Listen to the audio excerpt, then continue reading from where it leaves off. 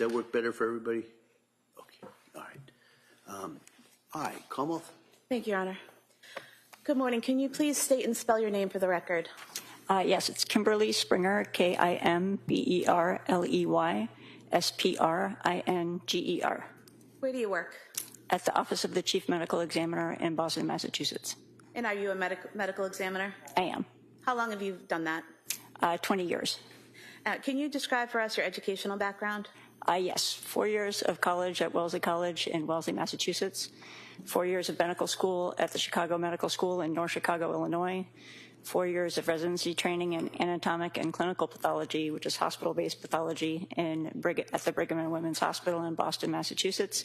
And 1 year of fellowship training in forensic pathology at the Office of the Chief Medical Examiner, which is where I now work. And throughout that 20 years at the medical examiner's office, have you conducted autopsies? I have. Approximately how many? Over 2,000. And have you testified in courts in the Commonwealth about these autopsies? I have. Can you explain to the jurors what is an autopsy? Yes. An autopsy is a tool by which we examine the whole body in an effort to determine cause of death. And it's comprised of two parts: an external examination, where we look for identifying characteristics such as height and weight, evidence of medical therapy, and evidence of trauma and disease. We may take evidence as appropriate, and then we turn to the internal examination, making surgical-like incisions and examining each of the internal organs, again looking for evidence of trauma and disease, and taking additional samples for other tests such as toxicology. Now, I want to direct your attention to January 29th, 2023. Did you perform an autopsy on Callan Patrick Clancy? I did.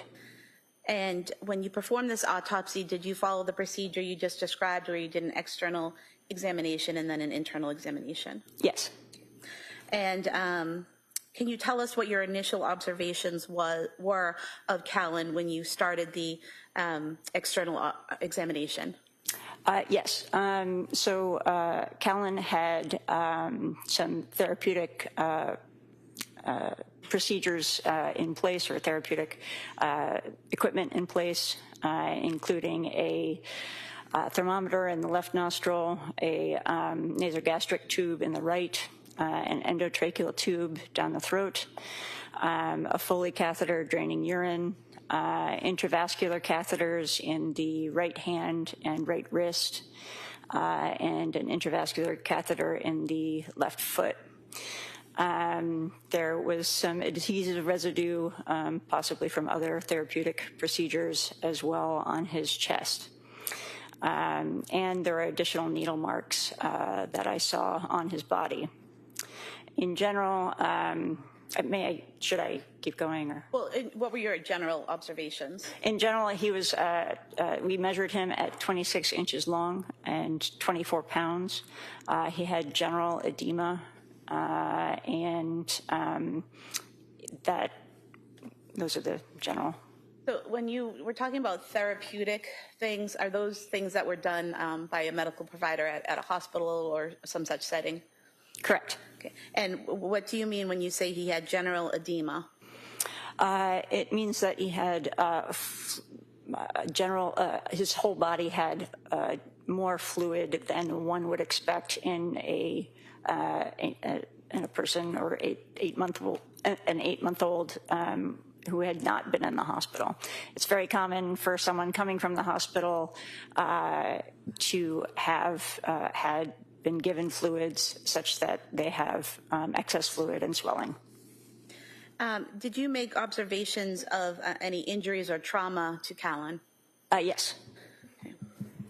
If we could have photo 9960. Hold on, let me just, members of the jury, I just want to give you, kind of revisit that instruction that I talked to you last week about. If you may remember, we talked about before they played that tape.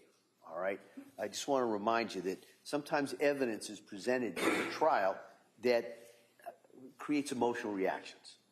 But as jurors who've taken an oath to follow the law, I'm instructing you, as I did last week, you must separate any emotional reaction on your part from the informational value and the weight from the evidence. You must not be influenced in any way by the unpleasant nature of the photographs and testimony that you're going to hear this morning or throughout the whole trial as well. So you must find the facts in this case based only on the evidence. But you can't find those facts or base those facts on sympathy, anger, passion, prejudice, or pity against either side. So I appreciate that. I just kind of wanted to remind you of that. And with that, come on. Thank you, Your Honor. So photo 9960.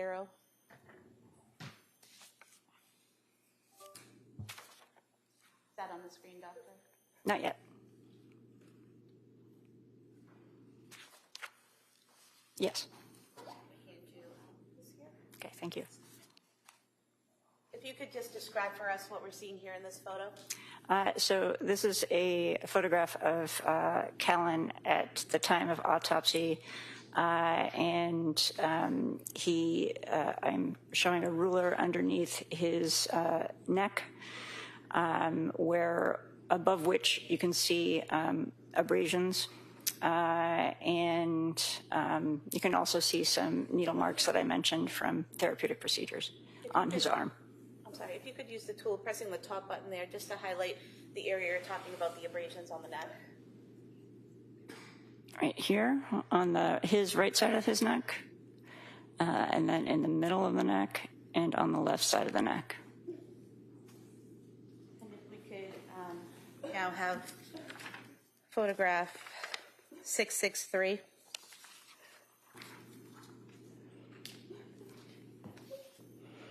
you could tell us what we're seeing here in this photograph, Doctor.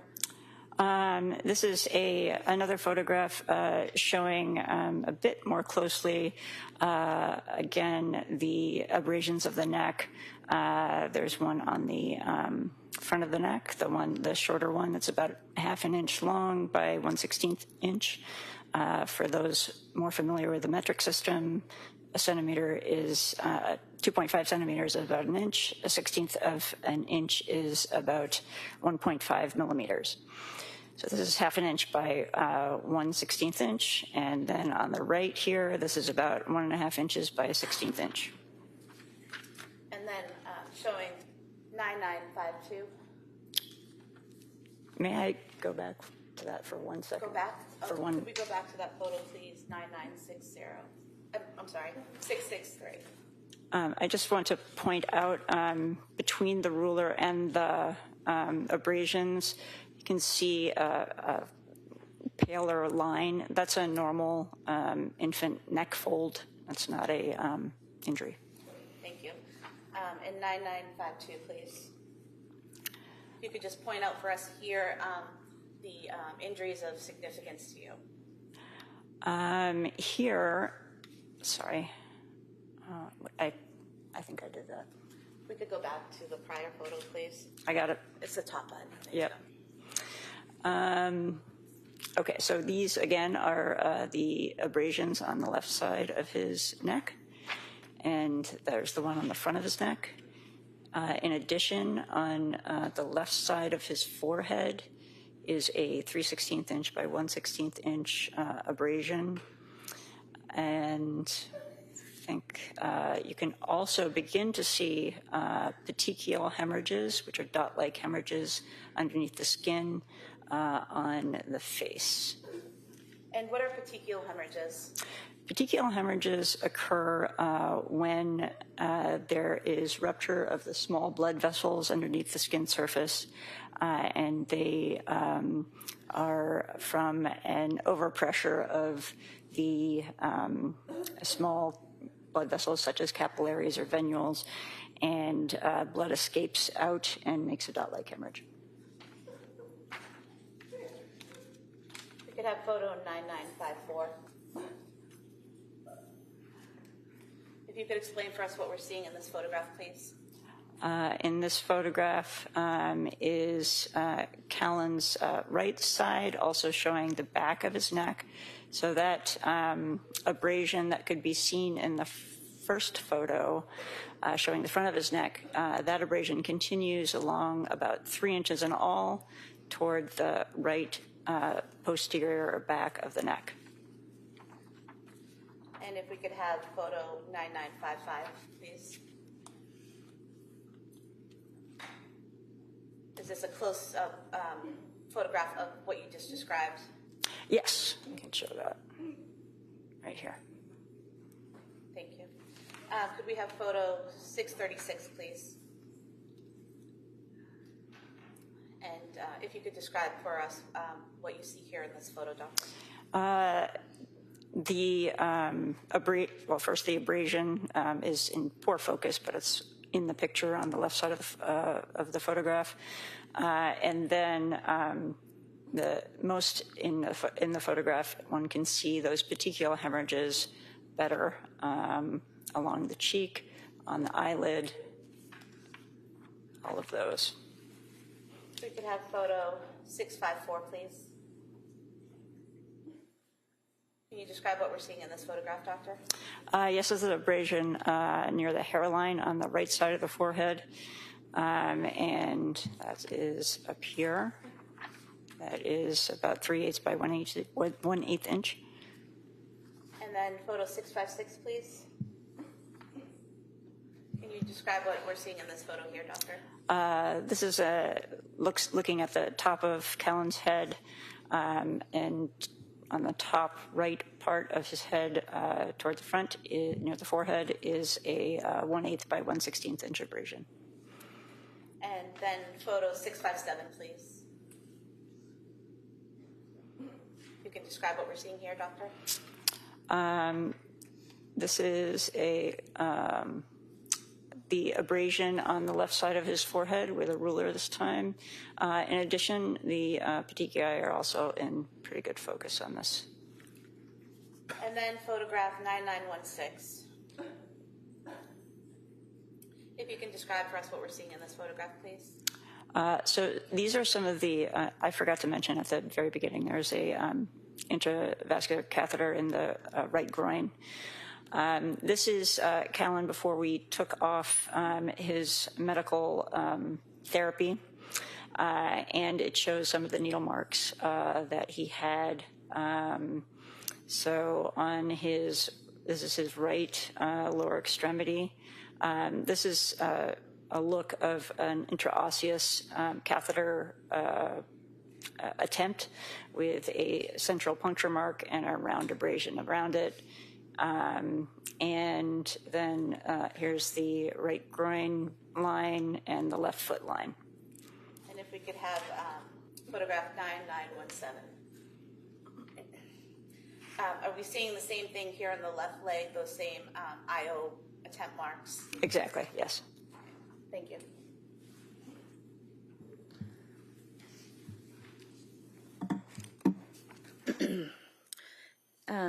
Doctor, are you able to date the wounds to the head, the abrasions and marks on the head? Are you able to say when those got there or how long they'd been there? I can't precisely, but they have signs of healing in the form of scabbing. And would that indicate that they weren't fresh wounds that happened the day you saw him or the day prior? Correct. In terms of the marks around Callan's neck and the petechiae around his eyes and face, did that give you an indication here of the mechanism of death for Callan? Yes. And how so? So it is consistent with a ligature strangulation, given that the abrasions are linear around his neck and there are petechial hemorrhages above those lines of abrasion. And how is it that when someone is strangled with the ligature, that causes petechiae in the face and eyes? So what happens is that the blood vessels that supply blood to the neck are compressed. And so there are jugular veins which are a lower pressure system, and carotid arteries, which are a somewhat higher pressure system. And so as the vessels are compressed, if there is a backup of blood in the head, there can be an increased pressure in those small blood vessels that I mentioned, and they can rupture, causing the petechiae. So basically, is it similar to a balloon filling up, but it's not air, it's blood and pressure in the face? Yes. And so when that pressure gets too great, is it that the capillaries are basically bursting and causing those little red marks? Yes. Most texts say capillaries, some say venules, the small blood vessels. And how is it that this process, the strangulation by ligature, causes death physically? How does it physically happen? So the blockage of blood, either both to and from the head or just from the head, will cause a lack of oxygen to arrive at the brain. And there can be an element of airway compression as well, such that the lungs can't oxygenate properly. So that lack of oxygen is what causes the brain to die and the organs to fail. And based on your examination of Callan, did you come to a determination based on your training and experience to a reasonable degree of medical certainty as to the cause of his death? Yes. And what was that? Complications of mechanical asphyxia. And why is it complications of mechanical asphyxia instead of just the asphyxia itself? Because he was resuscitated, and so his heart began to beat again. So from the 24th to the 27th, there was a continuation of support of his organs in the hospital. And so if he had a stopped heart at the scene, and in that case I would have just said mechanical asphyxia, but since there was a 3-day hospital stay, I said complications of mechanical asphyxia. So the word complications doesn't mean that something happened at the hospital to cause his death. It's just that the strangulation caused his death, but he didn't die for a few days. Correct. Commonwealth would move to submit the autopsy photos as the next exhibit. Same objection. Same objection. They may be admitted.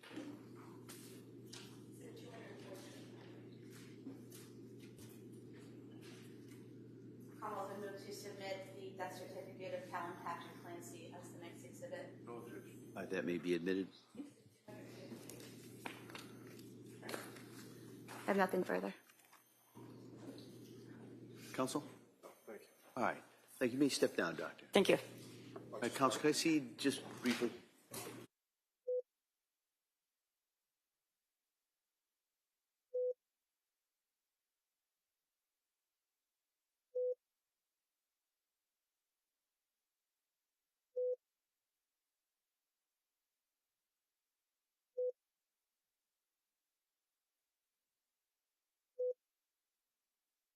Short break at this time.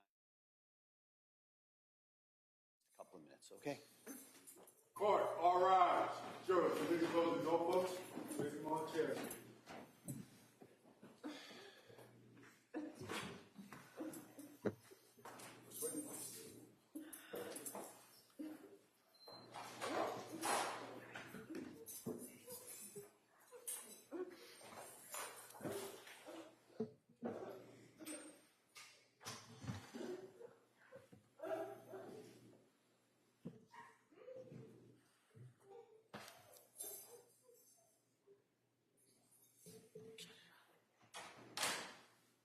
All right, this court will be in recess.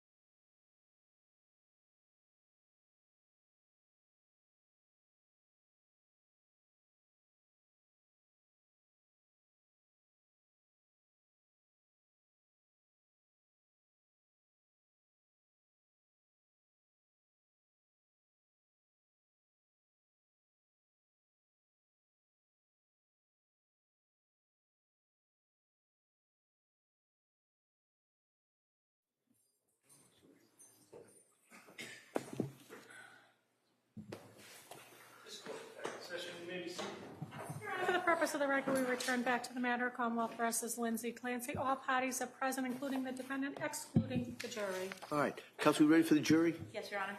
All right. Officer Bilal, bring in the jury.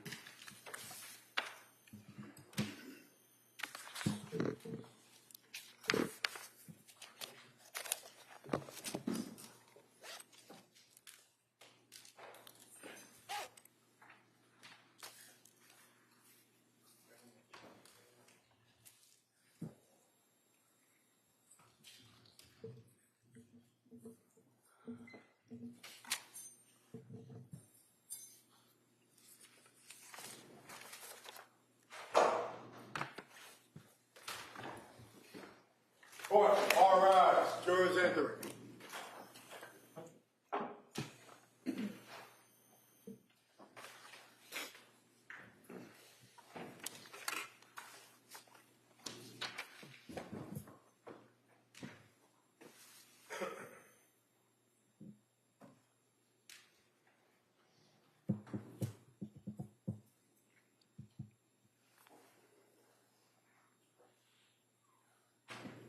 This court's now in session. Please be seated.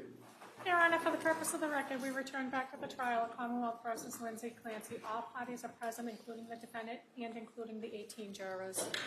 All right. Thank you, everyone. So we're going to now return to the Commonwealth's case. Attorney Sprague? Thank you, Your Honor. Commonwealth calls Dr. Lindsay Rochert.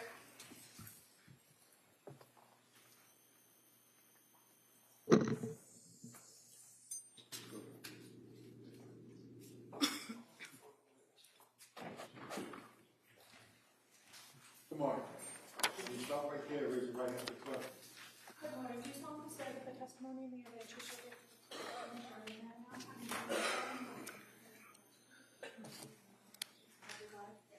Yes, you may have a seat. Just watch your step, please. All right. Good morning, Doctor. Good morning. Attorney Sprague? Thank you. Good morning. Can you please state and spell your name for the record? Lindsay Rochert, Lindsay Rosshirt. And what do you do for a living? I'm a pediatrician. Where do you work? I work at Quincy Pediatrics. Back in 2023, where did you work? South Shore Medical Center. And how long did you work there at that point? In 2023, I think I had been there for about 7 years. And could you just briefly describe for us your educational and training background that enables you to be a pediatrician? Yes, I completed medical school at UConn and then did my pediatrics residency at Mass General. And when you were working at the South Shore practice in 2023, were you assigned as a pediatrician for the Clancy family? Yes. And how long had you been their pediatrician? I'm sorry, how long had I, can you repeat that question? How long had you been the family pediatrician for the Clancys? I believe I started seeing them around 2019. And in the practice that you were in at that time, was it just yourself or were there other doctors and nurse practitioners and staff that would treat and see patients? It was a somewhat large group. And so would you always be the one treating the Clancy children, or would some of your associates sometimes see the children? I did all the checkups, but if there was a sickness and I wasn't there that day, they would be seen by another provider. And by checkup, are you referring to a physical or well visit? Yes.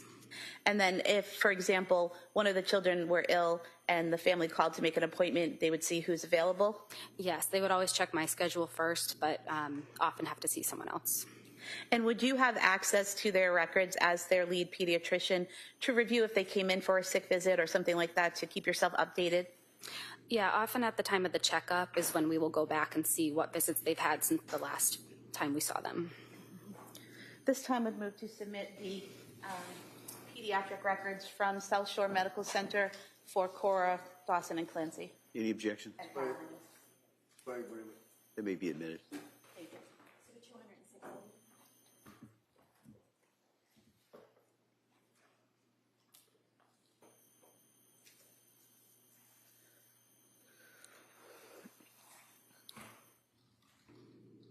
If we could focus for a moment on Callan Clancy.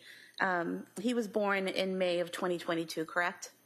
That sounds right, yes. And you were his pediatrician from the time he was born? Yes. While you were his pediatrician, did his mother, Lindsay Clancy, ever talk to you about Callan having issues taking a bottle? Not that I can remember. Was there anything out of the ordinary health-wise with Callan? No. Was there any issues, or were there any issues with him meeting his milestones? No. What about Dawson Clancy? Did he have any health issues or concerns that you were aware of? If I recall correctly from the notes, I think just a peanut allergy, if I remember, but otherwise he was healthy. And Cora Clancy, did she have any medical issues? I think asthma, that was pretty well controlled, but she was also healthy. Now, in your role as a pediatrician, are you aware of postpartum issues, and are there certain things that you look for in new moms when you're treating babies? Yes, we're certainly aware of it, and we try to look for any kind of outward signs at some of the initial newborn visits. Do you want me to elaborate? Yes, please. So, for example, things we might look for would be if a mom is kind of has a flat affect, or not really making eye contact, or tearful, or having trouble bonding with the baby. And if there are those issues that you see, do you document them in the medical records? Yes. And what do you do in terms of treatment or care when you see those things? Yes, so since we're obviously caring for the child, we are not really able to diagnose or manage anything for the mom, but we do try to connect her with resources, whether Massachusetts has some postpartum resources, or often we'll refer to have her try to contact her OB. When you were interacting with Lindsay Clancy, when you were treating her 3 children, did you ever see the need to refer her for any of those services? No. And did you ever see any of those visible signs that you talked about, the flat affect or anything like that, when you were interacting with her? I don't remember anything like that, no. Now, I want to ask you about some of the things that are in the medical record that the jurors will see, so that you can just kind of explain what they'll be looking at. Mm-hmm. Showing you a record here from January 18th, 2023.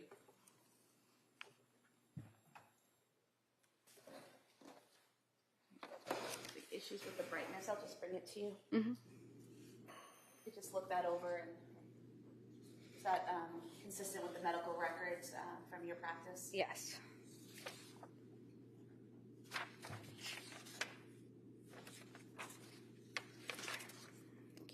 And so, for example, with this visit, Callan Clancy, 7-month-old male, here with mom for bilateral ear pulling and fussiness.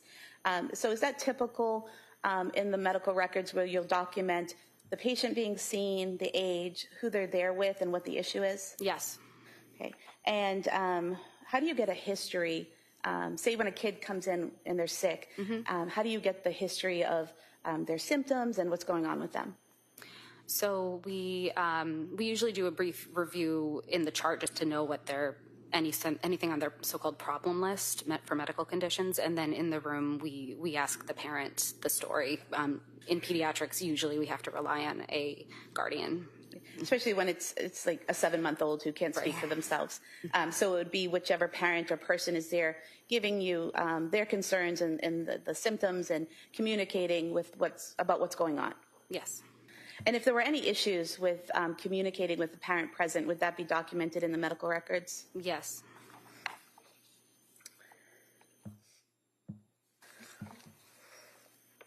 And you saw Cora Clancy on January 24th, 2023 for a physical, correct? Yes.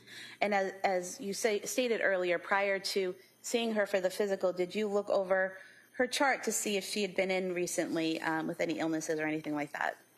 Yes, I would have done that.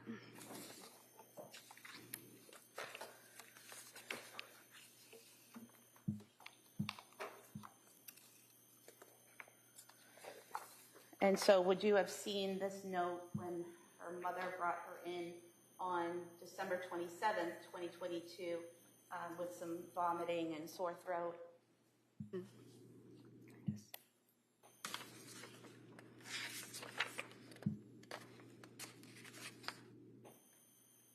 Yes.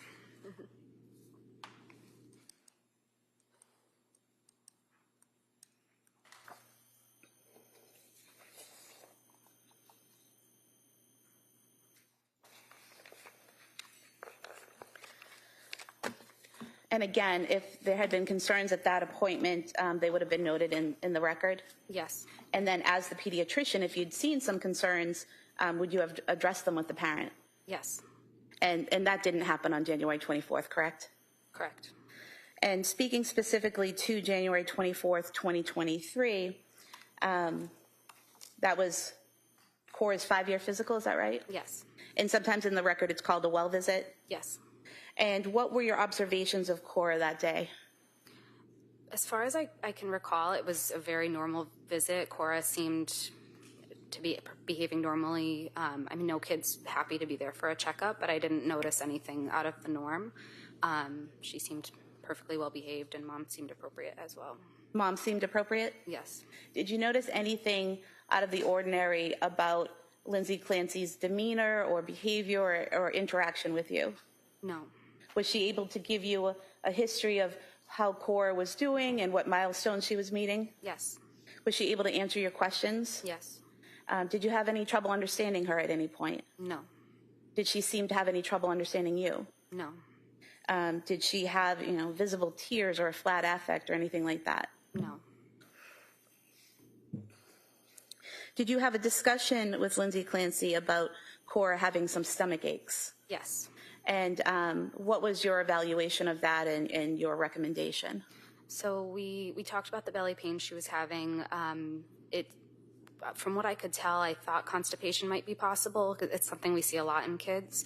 So I had suggested we try Miralax, which is a common stool softener we use, and wanted her to see me within 2 weeks if Cora wasn't feeling better. Okay. And when you recommended the Miralax, was Lindsay Clancy receptive to that? Yes, I believe so.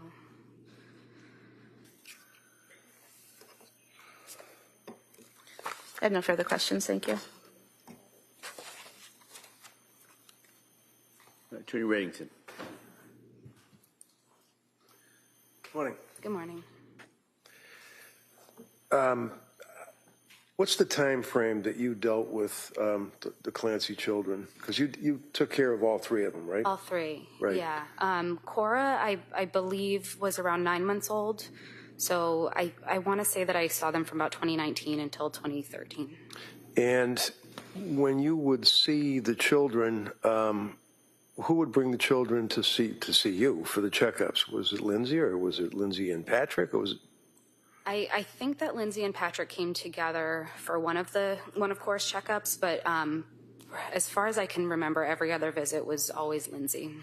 And being an experienced pediatrician and being very protective of your patients, little kids, you're always looking to see if there's anything out of the ordinary, bruising, anything indicative of any type of psychiatric problems they may have, stunted growth or anything. Is that correct? Yes. You're always on the lookout for anything else, even if it's not mentioned to you, right? Right. Mm-hmm. Did you ever notice anything like that on the Clancy kids? No. Did they seem healthy? Yes. Did they seem happy? Yes. And in all the times that you would see Lindsay with the kids at your office, did she appear to be a doting or concerned mother for the children? Yes, she did. One of the questions that the DA had asked you is whether or not you're familiar with postpartum depression, postpartum psychosis, things of that nature. Would you agree with me, in your experience, extensive as it is, that a person can be suffering from postpartum depression and or postpartum psychosis and still talk? I'm not sure I have enough expertise to explain to answer that well. That's fine. That's fine. Thank you. Yeah. Was Lindsay the type of person, to your observation and your treatment of her, that she was kind of like, was she like a complainer? Would she complain to you about the kids being a pain in the neck and that she was aggravated with the children or anything like that? Not that I remember, no. In all of the times that you had seen her, let's focus, say, on the year of 2022 up through 2023, January 24th, when you saw the children, I'm sorry, Cora, I believe it was, last. Counsel had asked you whether or not you made any observations that you would have noted if she appeared to be suffering from any symptomology of postpartum. Do you recall her asking you that? Yes. And in your treatment of the children and in your observations of Lindsay, did you know, or did she indicate to you, or did Patrick indicate to you, or anybody indicate to you, that in October of 2022, she was seeing a psychiatrist? No. Do you know Dr. Tufts? No. Did you know that after seeing Dr. Tufts that she was placed on a selective serotonin reuptake inhibitor, SSRI, Zoloft? No, I didn't know that. And again, you're the pediatrician. It's not your job to pry. I mean, if you see something, you would make note of it and try to help them out. But I mean, if they don't tell you, you don't know, right? Did you know, fair to say that you didn't know that she was then seeing a Dr. Paul, and then Paul left the practice and nurse practitioner Gelada? I didn't know that. Okay. Do you know them? No. The only reason why I ask if you know them is that South Shore Medical Center, is that affiliated with South Shore Hospital? I believe it was already owned by the hospital at that time. Okay. Latasha Dukes, nothing about her? No. Any medications? Did you know about her being on any medications? No, I didn't. She didn't complain to you and say that she had insomnia and that she was unable to sleep or having difficulty like that? Not that I can remember. Did you know that she called the suicide hotline twice towards the end of December? Overruled. I did not know that. Okay. Did you know that she had been to Mass General Hospital and then ultimately on New Year's of 2022 into 2023 self-admitted to McLean Mental Institution? I didn't know that. So when you saw her on January 24th, you did not know that she had been to McLean Hospital and had been on medications or anything, right? That's correct. Because again, she wasn't a complainer. Correct. She was a hell of a mother, wasn't she? I always thought she was a good mom. Thank you. Redirected? No, Your Honor. All right. Thank you, Doctor. Thank you.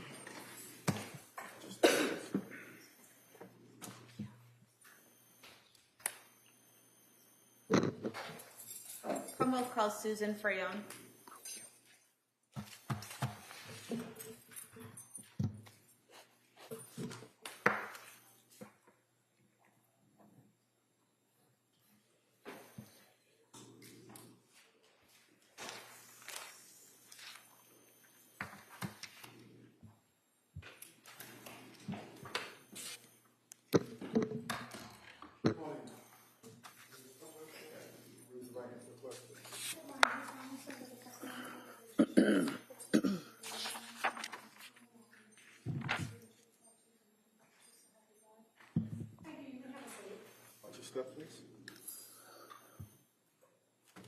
Morning. Morning. All right. I'm going to ask you to keep your voice up and speak into that microphone. All right. Attorney Sprague, please. Thank you. Can you please state and spell your name for the record? Susan Frayone, SUSAN FRAONE, And your date of birth? 11/26/82. Where do you work? Learning Sprouts, And how long have you been working at Learning Sprouts? almost 6 years. What is Learning Sprouts? Preschool daycare. What age range of kids attend Learning Sprouts? 15 months to about 5 years. And what age range do you teach? The about 3-year-olds to 4-year-olds. And back in January of 2023, what age range were you focused on The teaching? 3-year-old, 4-year-olds. Was Dawson Clancy in your classroom? Yes. When did he start in your classroom? September of 22. And did you know Cora Clancy as well? Yes. How did you know Cora? Most of the teachers help out in all the classrooms, so we get to know all the children. And did you teach Dawson from September of 2022 until you went on maternity leave later on in 2022? Yes. Do you remember what month that was in that you went on leave? November. Prior to going on leave, so from September to November of 2022, were there any issues with Dawson? He started having harder drop-offs around mid-October, I would say. Is that typical for that age, or is that something unusual? Sometimes, yes. It was a little not typical for Dawson. So prior to that, he was fine at drop-offs, and then sometime in October, drop-offs became a little harder for him? Yes. And did that resolve over time? Sometimes he would have better drop-offs, other times. But then I went on leave, so. And after you went on leave, sometime after Thanksgiving of 2022, did you see Lindsay Clancy, Dawson's mother? Don't really remember. I think I did. Do you recall having a conversation with Lindsay where she asked you how your baby was and how you were doing? Yes, we did have a conversation at some point because I was still bringing my oldest daughter to school every day. Okay.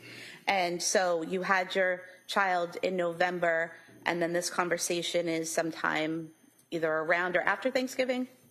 Yes. And when you had this conversation and interaction with Lindsay Clancy, was that at the school? Yes. And how was her demeanor? Fine. Was it any different than any other time you had seen her? No. Did she appear to understand you? Yes. Did you have any trouble understanding her? No. Did you have any concerns about her at that time? No. Was that the last time you saw her? Yes. And you're a mandated reporter, correct? Yes. So if you had seen anything about Dawson's behavior or about the parents' behavior at any point that caused you concern, you would have had to report that, correct? Yes. And at no time did you make any reports about the family or the children or the parents? No. When you had that conversation with Lindsay Clancy sometime in November of 2022, did she ever say anything about insomnia or not feeling well or being depressed or anything like that? No. Thank you. Cross. Morning. So how long did you, in your capacity as a teacher at Learning Sprouts, know the Clancys? I started at Learning Sprouts in November of 2020, and Cora was in preschool at the time. Okay. So you obviously saw the kids on a fairly regular basis. Yes. And forgive me, what is a drop-off? What does that mean? I'm sorry. When the parents drop the children off at school. Okay. And when District Attorney asked you with their difficult drop-offs, what does that mean? Sometimes when parents drop the children off, they'll be a little clingy or they cry. Excuse me. Okay. Or they cry.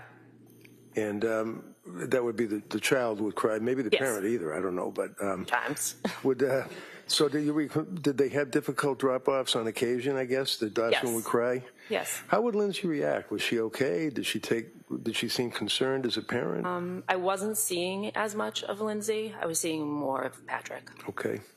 And Dawson appeared to be healthy and happy and engaged, Yes. as well as Cora? Yes. Thank you. Nothing further. All right, thank you, ma'am. Please sit down. Thank you.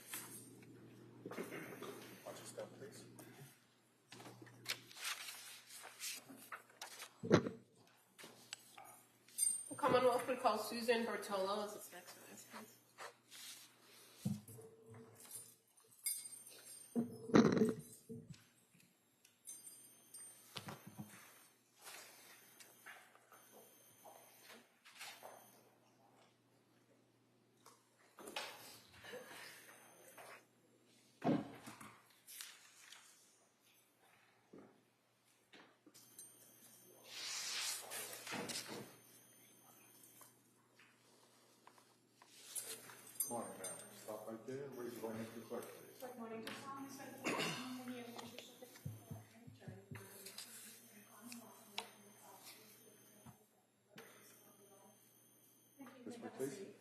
Watch your step, please. Good morning. Good morning. All right, I'm going to ask you to speak into that microphone. Okay. All right? And keep your voice up so we can hear you. Okay. All right. Come on. Thank you. Good morning. Could you please tell the jurors your first and last name? Susan Bertolo. And if you could just speak as loud as you can into that microphone, okay? Yep. Can you spell your last name for the record? Bertolo. And what city or town do you live in? Plymouth, Massachusetts. And where do you work? Leaping Frogs Preschool. Prior to working at Leaping Frogs, did you work at another preschool? Yes. Where was that? Learning Sprouts in Duxbury. And how long had you been with Learning Sprouts? 4 years. Did you teach a particular age group at that preschool? Yes, I taught the older preschool group. Okay, and at Learning Sprouts, are the classes kind of divided up in some way? They're divided by age, like toddlers, younger preschool, older preschool. And is there a particular label to the rooms that they're in? Are they referred to in a particular way? Yes, we were sunflowers. So your group, the 3 to 5 year olds, is the Sunflower group. Yes. And can you tell us a little bit about how the day is broken up for kids in the Sunflower group? Sure. So some children came in early at 8, and then the rest of the kids came in at 9:15. And then some were half day and some were full day. And as far as, excuse me, your role with the kids in the Sunflower room, you primarily interacted with them in the mornings, correct? Correct. And when the kids get dropped off, is it fair to say the bulk of the kids get dropped off around 9? Yes. And does that happen kind of like in a wave where parents drop off and they're kind of taken into the room as a group? Yes, so the way our classroom was set up, we met them. They were dropped off to us at the door, and then we brought them into our classroom. And they stayed with you in that classroom throughout the morning, correct? Yes. And the kids who stayed for the afternoon, did they stay with you in the Sunflower room or did they go someplace else? No, they did not stay with us. We closed up our room, and our kids, the majority of our kids, we had a couple, went over to the Sweet Pea room, which was across the hall. And so are you familiar with Cora Clancy, or were you familiar with Cora? Yes. And was she in the Sunflower room with you? Yes, she was. Drawing your attention to September of 2022, what was her schedule, if you can recall?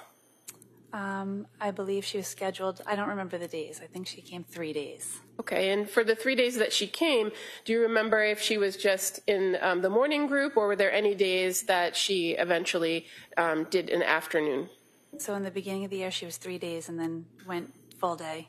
And then towards the end of her time in our room, she did one afternoon, I believe. No, I'm sorry, one half day. Okay. So fair to say you then interacted with her at least 3 days. Yes. In the morning, and then she went to the Sweet Pea room in the afternoon? Yes. And who was the teacher in the Sweet Pea room? Stephanie.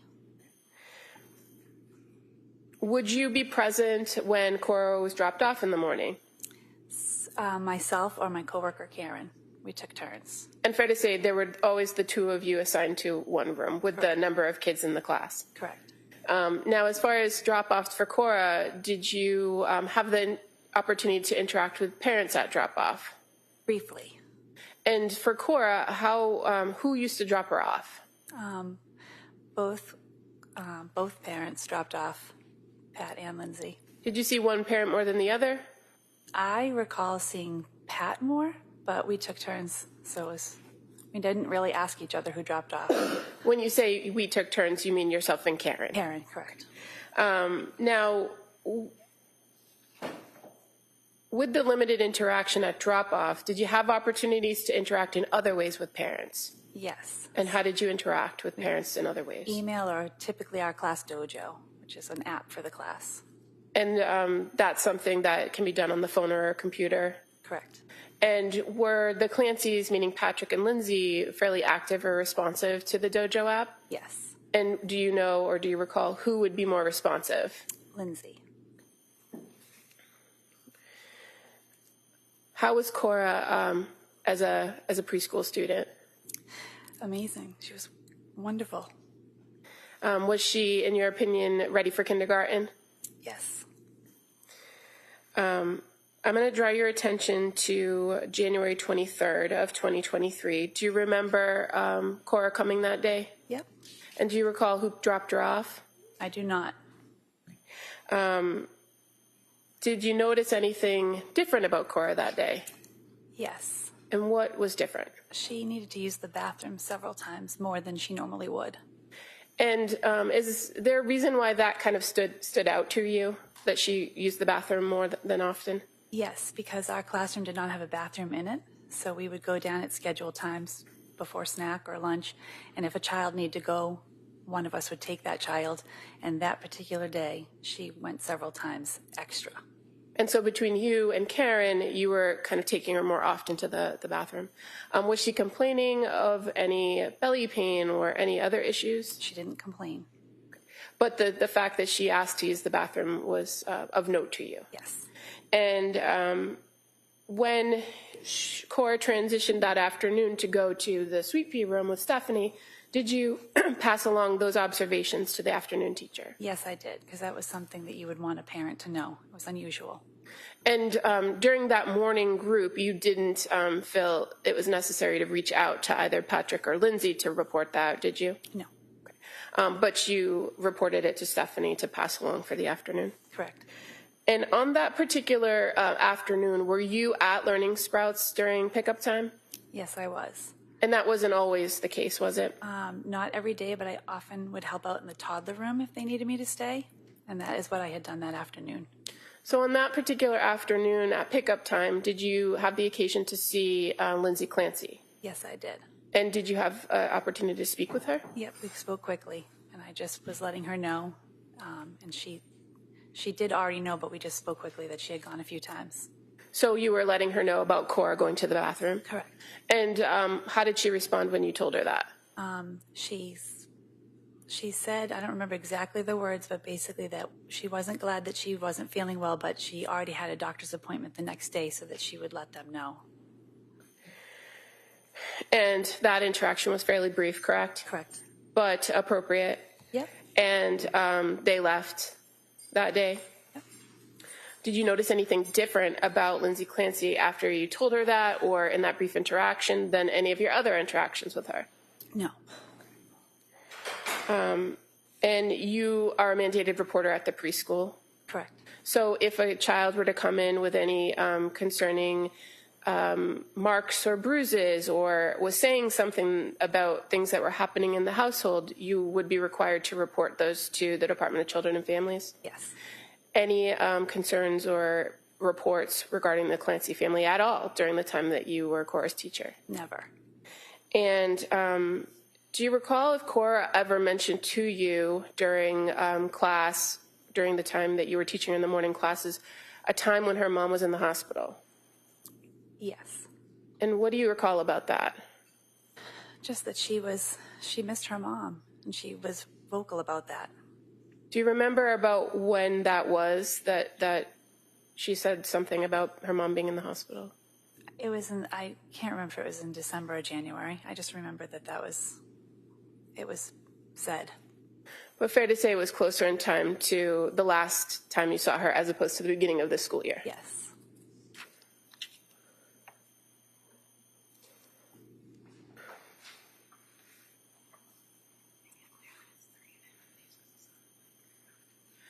Just to briefly go back to Cora's schedule, I know you say you can't remember exactly which days she came, but by January of 2023, Cora was coming for 3 full days and 1 half day, correct?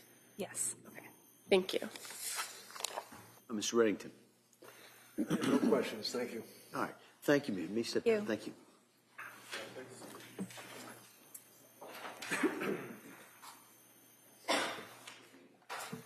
The Commonwealth would call Stephanie Williams as its next witness, please.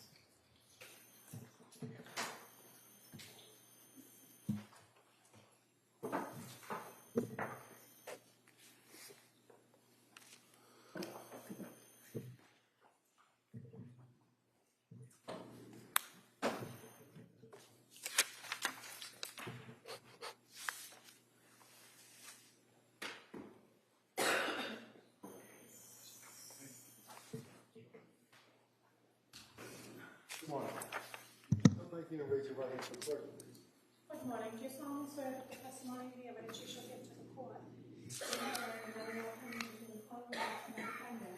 shall be the truth, the whole truth, and nothing but the truth? Thank you, ma'am. You may have a seat. Watch your step, please. Hey, good morning. Good morning. I'm going to ask you to speak into that microphone. Keep Okay. your voice up. Pull that down a little bit for you. That's it. All right. Counsel. Thank you. Good morning. Good morning. Could you please tell the jurors your first and last name? Stephanie Williams? And Williams, that's just common spelling. Yes. What city or town do you live in? I live in Sagamore Beach. And what do you do for work? I'm a pre-K teacher And where do you work? at Learning Sprouts Children's Center And where is that located? in Duxbury. And how long have you worked for Learning Sprouts? About 6.5 years. What age group do you teach? I generally teach the pre-K children, the 4-year-olds that are going to be turning 5 and going to kindergarten.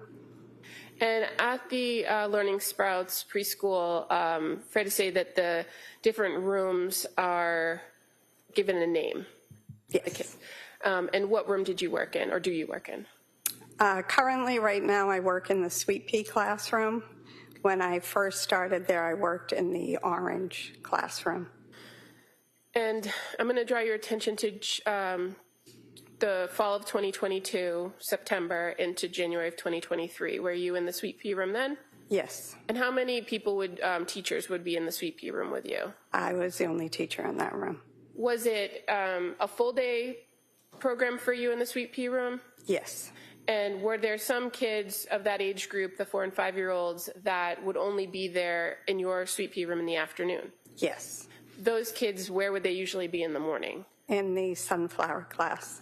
And fair to say, the sunflower class was more academic curriculum based, and the Sweet Pea room was not in the afternoon. No.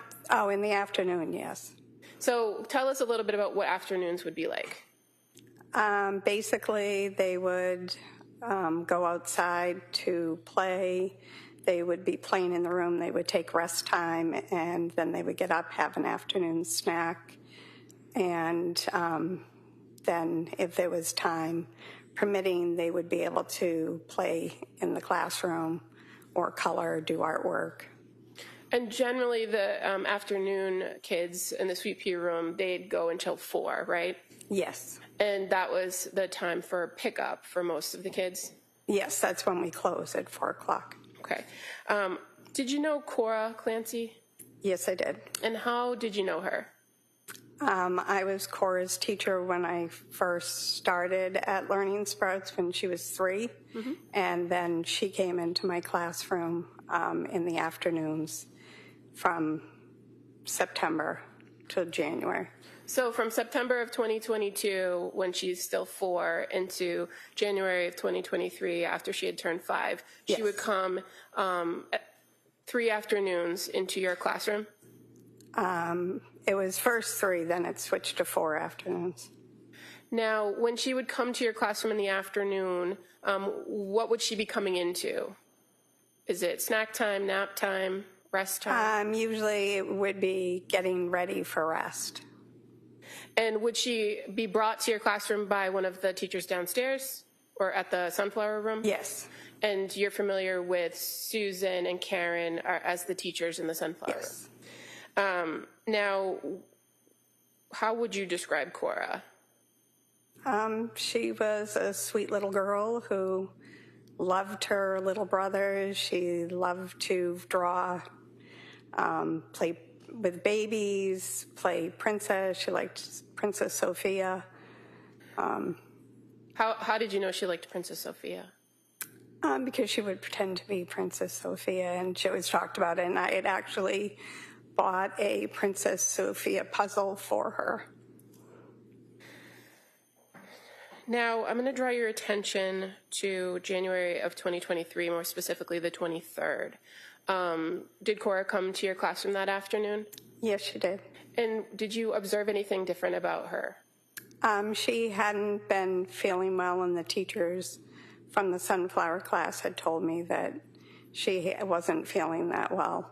Did you observe that of her as well? Well, she did nap, and then she, when all the other children were getting up and getting ready to leave, you know, for the day, she was reluctant to get up off her cot and was still there when her mother came to get her. Did Cora say anything to you why she wasn't feeling well? If she just did, I think she just said her tummy hurt. And so you just kind of let her rest for the afternoon. And so who picked her up that day? Lindsay. And so normally in pickup, does the parent come to the classroom to pick up the child? They usually come to the door and we send the child out. And that would just be the door of the classroom, not the building? Yes, because I had a door that led outside. Okay. So on this particular afternoon, Lindsay Clancy came to pick Cora up at the door. And so what, if anything, did you tell Lindsay? I told her that Cora had napped and she had said she wasn't feeling well, that the other teachers had told me that she hadn't been feeling well and that she was still laying on her cot. And what did Lindsay say or do after you told her that? She came into the classroom and picked her up off the cot and said, "Oh, baby, come on, let's go get Dawson and we'll go home." And so at that moment, when she came to the classroom, she hadn't already picked Dawson up? No, she went upstairs to pick Dawson up. And when she came into the classroom and told you that and picked up Cora, did you notice anything different about her than any of the other times you had interacted with her? No. In any of the time that you had interacted with Lindsay Clancy from September of 2022 to January 23rd of 2023, did you notice anything different about her? No, she was just a very loving mother who cared about her children. And did she share anything with you about her family or about anything that was going on in her household at that time? No. And you, as a preschool teacher, are a mandated reporter, correct? Yes, I am. So if you were to observe something either on the child or from what the child said or behavior of a parent, you would be required to report that? Yes, I would. And as far as the Clancy family went, you didn't notice anything and you didn't report anything, did you? No. Thank you. All right. Mr. Reddington. Thank you very much. All right. Thank you, ma'am. May step down. Thank you. Watch your step.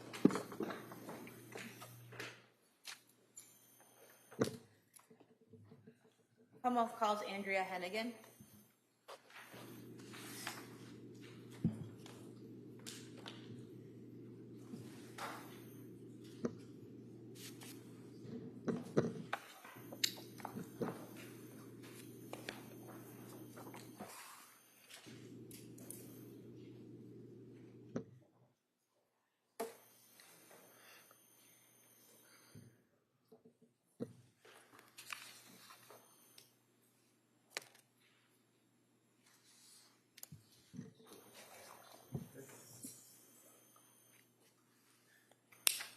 Good morning. Can you start right here, raise your right hand, the clerk, please?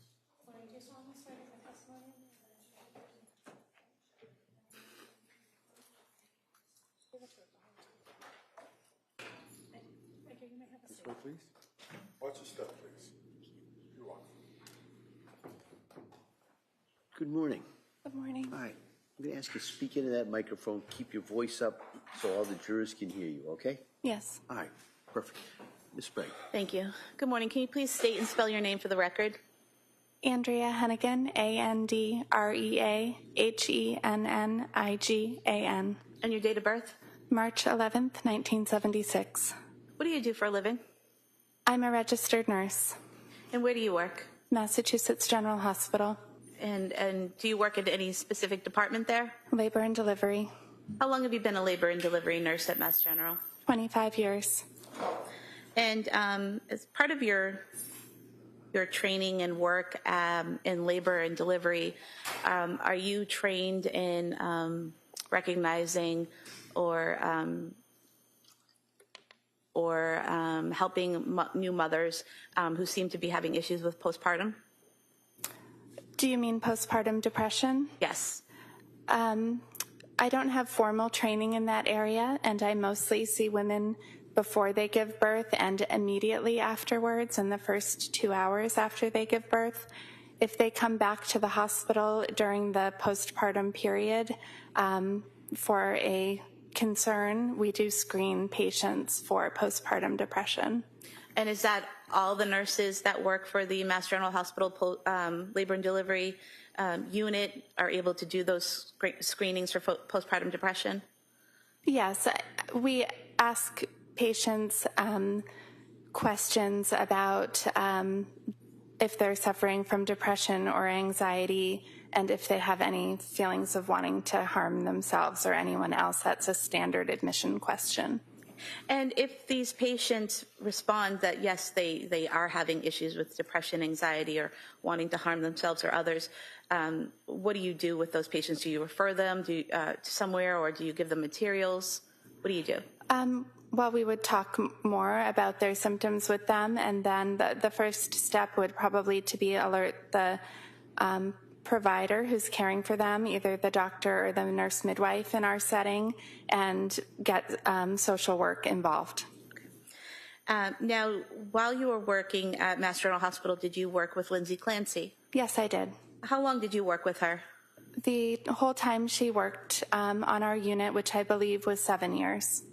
And so when you say our unit, she also worked in labor and delivery with you, is that correct? Yes. And in addition to seeing her at work, would you also socialize with her occasionally outside of work? Occasionally, yes. Directing your attention to after Ms. Clancy gave birth to Callan, which May of 2022, so after May of 2022, did you reach out to her, talk to her in any way? Yes, I saw Lindsay twice from when Callan was born until January. I saw her in June and in November, and we would send each other text messages. When you saw her in June, where was that? That was at her home. I brought some lunch for her and visited with her and the baby, and Patrick and Dawson were home. And how was Lindsay's demeanor during that visit? Very good. Was she her typical self? Yes. And how long was that visit for, approximately? Maybe 2 hours or something like that. And you said the next time you saw her was in November of 2022, is that correct? Correct. And where was that? It was a restaurant in Hingham. We met for lunch. And when you met with her for lunch in November of 2022, did Ms. Clancy talk to you about some issues she was having with sleep and anxiety? Yes, she did. What did she tell you about that?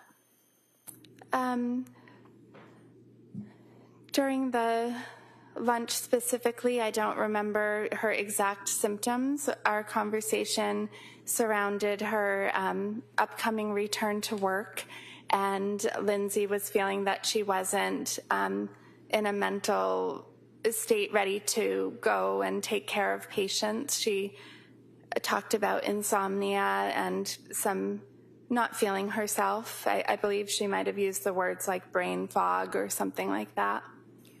And while you were having lunch with her and having this discussion, did you ever have any trouble understanding what she was saying? No. Did she ever appear to have difficulty understanding what you were saying in response? No. Was there anything different about her speech pattern? Not that I recall. When you were discussing these issues with Lindsay about having some insomnia and being concerned about going back to work, did you give her any advice or do anything to help?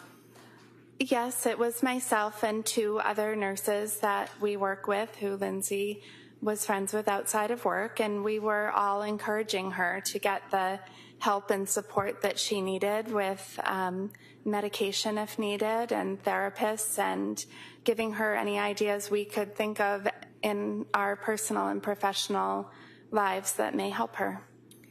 And did Lindsay tell you that she was looking to find some type of medication that would help her sleep and help her with her anxiety? Yes, I believe we talked about medication, and she was going to be meeting with a new therapist shortly. And During this conversation or after it happened, did you ever have any concerns about her harming herself? No. Did you ever have any concerns about her harming the children? No. Did you give her some names of obstetrics or social workers? I did. After our lunch, I recall that I reached out to another friend of mine who had had a pregnancy loss that was challenging for her and had met with obstetrical specific social workers and support groups, and I asked that woman, could you share those names, and I sent them to Lindsay. Okay. Did you have some text messages between yourself and Lindsay around Thanksgiving of 2022 in which she told you about a program she was going to try? We did have text messages around Thanksgiving. I believe the program you're referring to was something that her mother-in-law had told her about at South Shore Hospital that was more specific to perinatal issues rather than a general social worker, someone who specialized in this area. What does perinatal mean? During pregnancy, birth, and after birth. So this was a program more focused on women either during their pregnancy, while birth, during birth, or right after birth, as far as you know? I mean, as far as I understood it, I just understood it to mean someone who was familiar more with postpartum depression or anxiety, was my understanding. Okay. And did you also receive some text messages from Lindsay Clancy right after New Year's on January 2nd, 2023? Yes, I did. And could you tell us what that exchange was? Again, that was with myself and Lindsay and the two other nurses who she had confided in, and we asked her how her holidays were and could we get together again in the new year. And she said, I can't get together right now because I'm involved in an intensive program, but hopefully soon. Okay. And did she wish you a Happy New Year? She may have, I do not recall.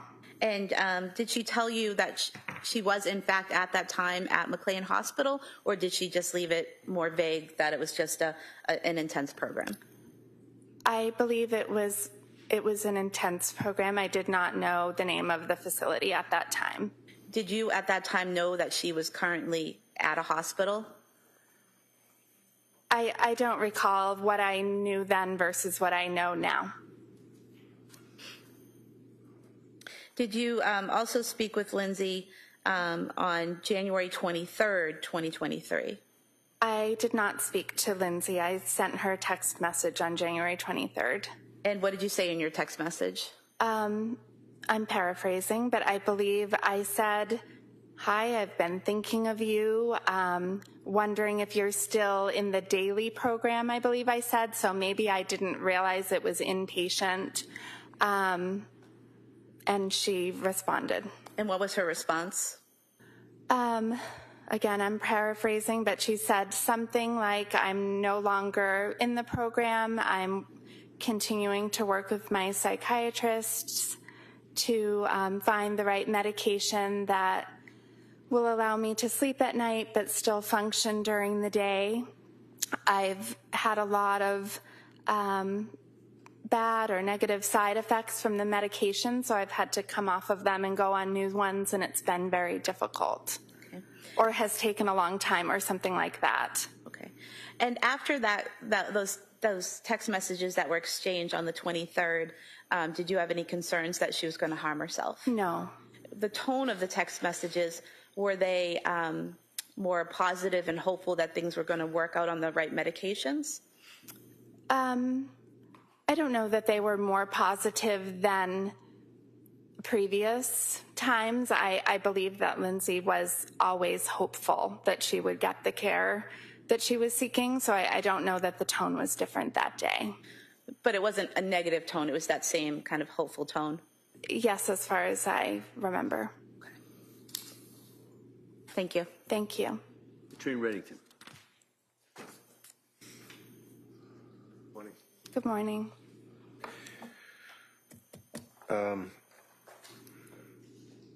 So even during the, let's say, the difficult times that she had, she was always trying to be hopeful and always tried to have a positive outlook on her health.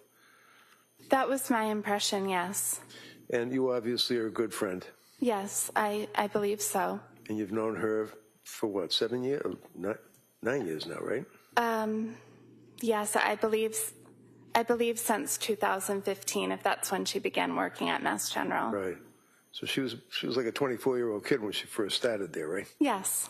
And you basically knew her right out of nursing school, all the way up through. Yes. Till she finally had the baby, the last baby, right? Mm-hmm. Can you tell us, what was her work ethic? Was she a good nurse? Was she a caring nurse? Tell us what your observations were. Granted that you're a friend and you might be biased, but tell us what you thought. Yes. Lindsay loved being a nurse and was excellent at it. It was a second degree for her to go to nursing school. And you could tell with Lindsay it was more of a calling that she really cared so deeply, specifically about caring for pregnant women and women giving birth. She was very attentive to all of her patients' needs. She was very smart. And mostly she was incredibly nurturing and caring. Thank you. And during the period of time in the fall of 2022 up through Thanksgiving of 22 and then into 23, you obviously, as a good friend, stayed in close contact with her, texting, seeing her, dinner, lunches, and everything, right? Yes. And then when you and some of the other nurses would go to a lunch, for example, if I understand correctly, on one of the luncheons that you had in the fall of 22, she was telling or sharing with you the fact that she was going through a difficult period. Yes. Told you that she was not in a good mental state, that she had a lot of insomnia, and she even described it as brain fog, right? Yes, I believe so. She definitely used those words in our text messages, as the fall progressed, but I believe she used those words during the lunch. She definitely said that she was in a difficult mental place and didn't think she'd be able to go back to work. And she told you that she was actually actively treating with medical personnel. Did she say a psychiatrist, psychologist, or just seeing doctors, or what did she say? Yes, she talked about therapists. She talked about going on medication. At some point in that month of November, she said she had even gone to the emergency department. Did she tell you that she was having negative side effects with the medication that she had been prescribed by these doctors? She did. She did not elaborate on the side effects, but she did say that multiple times. So as close as you were for all those years working together, and you guys worked together through the COVID too, right? Yes. Is that a bonding experience for nurses? Yes. During that period of time, did you ever observe her? Was she a complainer? Like, would she come and complain to you, or was she pretty much private but would share her opinions of what was happening inside of her with you? She was not a complainer about work or home or anything, but we were friends, and she did share more personal details with me. And when she was working, would you guys be working on the night shift, or would you work in the afternoon? Or the night shift. Night shift. Mm-hmm. So did you ever see her go on her phone and access cameras to see what was going on at home with the babies or anything like that? Yes. Is that something that she would do on a regular basis, staying in touch with the family and looking at the cameras? Yes. Did she ever tell you why she was doing that? Not specifically. Okay. She, to your appearance or to your observation, appeared to be very concerned about her kids, right? Yes. Did you ever hear her complain that she wanted to leave behind the life that she had and basically move on, something better? Oh, no. Lindsay, from the time I met her as a young woman, very much desired to be a mother and have a family. And she did share with you that her mother-in-law actually referred her to somebody for some help as well, correct? Yes.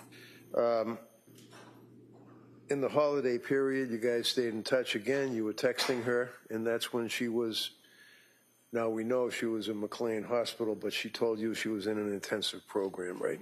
Correct. In other words, she didn't say, I can't go to lunch with you guys because I'm in a mental hospital. She basically said, I'm treating my problems. Correct. To your years of dealing with Lindsay and seeing her with her kids and her family, what's your opinion of her as a mother?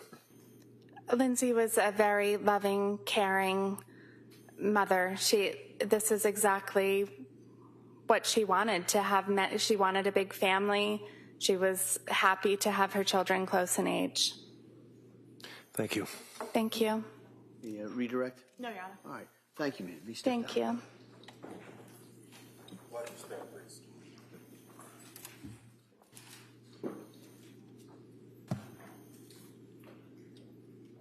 Commonwealth calls Bethany DeCalabas.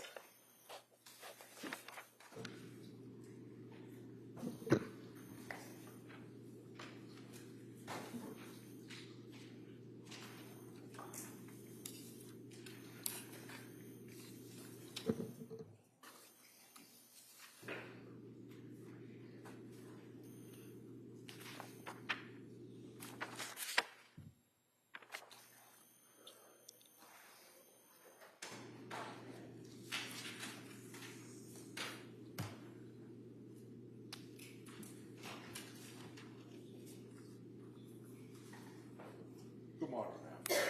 Stop right there and raise your right hand to the clerk, please. Good morning. Do you solemnly swear that the testimony and the evidence you shall give to the court, which are in the matter now coming before the Commonwealth and the defendant shall be the truth, the whole truth?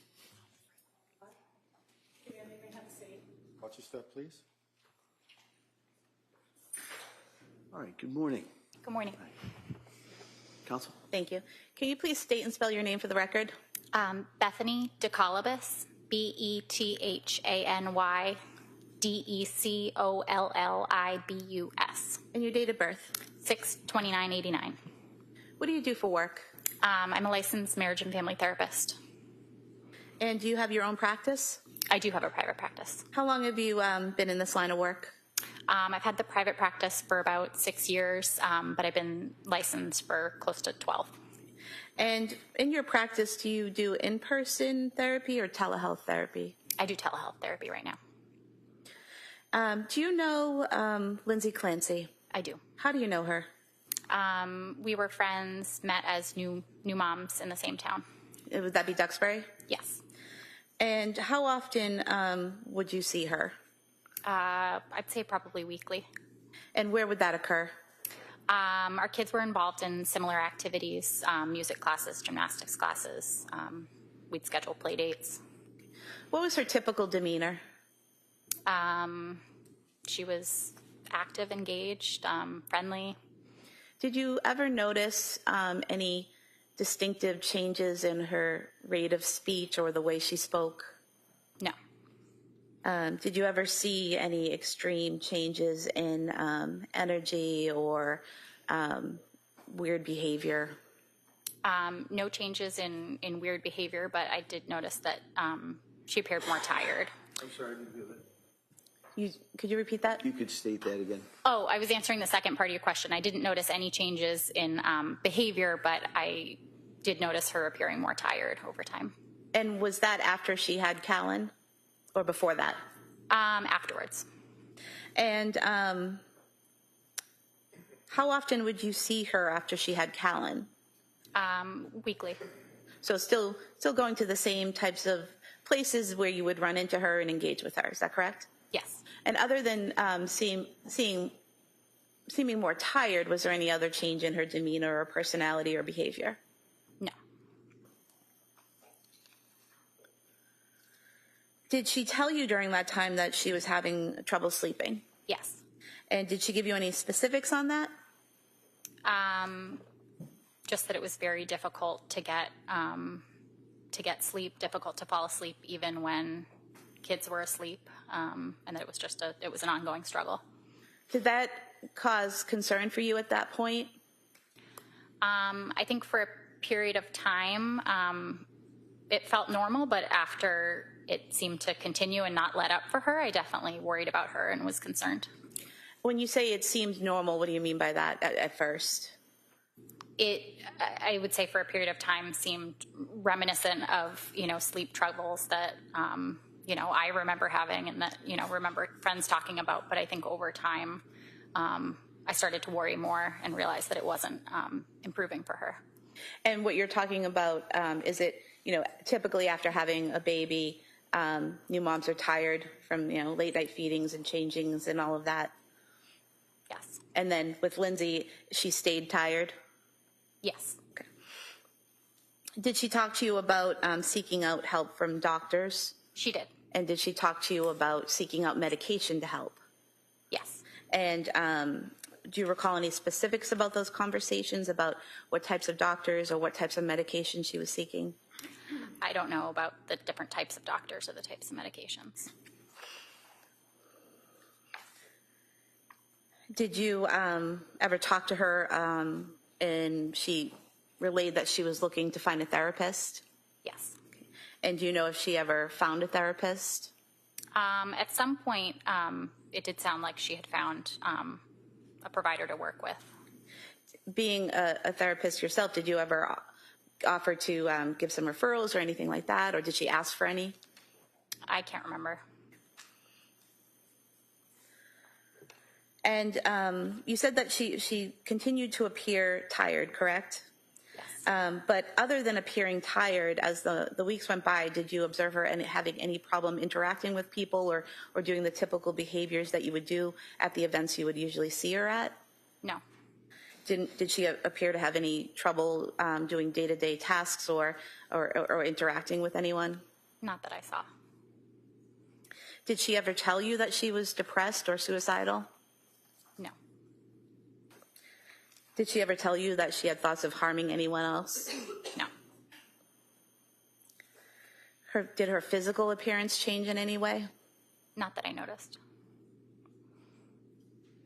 When you would engage with her, have conversations with her, were they usually in person or text or both? It was a mix of both. And did you ever have trouble understanding her, either in person or in a text? No. Did she ever appear to have trouble understanding you? No. At some point in time, did you have dinner with Lindsay and a woman named Erin Renault sometime in November? Yes. And was that something that the three of you typically did? Yes. How often would you do that? Probably once every couple of months. Was this the first time you'd done that since Callan was born? I can't remember. Okay. And what was Lindsay's demeanor during that dinner? She was engaged in conversation with us. Do you recall saying previously that she seemed normal? No. You don't recall saying that? Not specifically, no. What about her speech pattern? Was there anything different about her speech pattern? No. What did you guys talk about during that dinner? I remember catching up as we usually did, giving each other updates on, what our kids had been up to, what our families had been up to. And I also made it a point to check in with her about how her sleep was and how she had been feeling lately. And did she give you responses to those questions? She did. Did they make sense? The responses made sense. Yeah. What was the tone of this conversation? I'm not sure how to answer that question. Well, when you're asking her about how things are going with her sleep and other things, and she's responding, does she seem negative and depressed about things? Does she seem hopeful about things? Like, what's the tone? It was a serious conversation. I was concerned and wanted to check in. It had sounded like she had been able to connect with some providers, and I would say at that point, I remember her expressing feeling hopeful about the possibility that things could start to get better.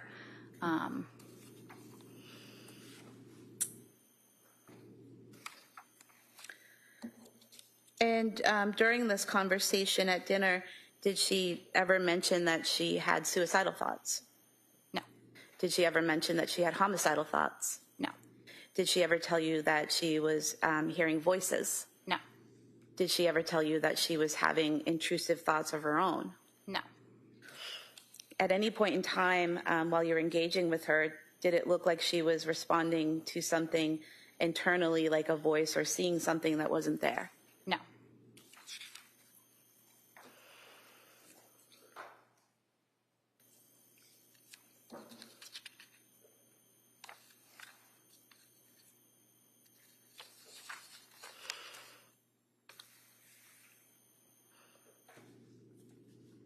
Other than having an issue with sleep, did she mention any other issues that she was having? She mentioned feeling anxious.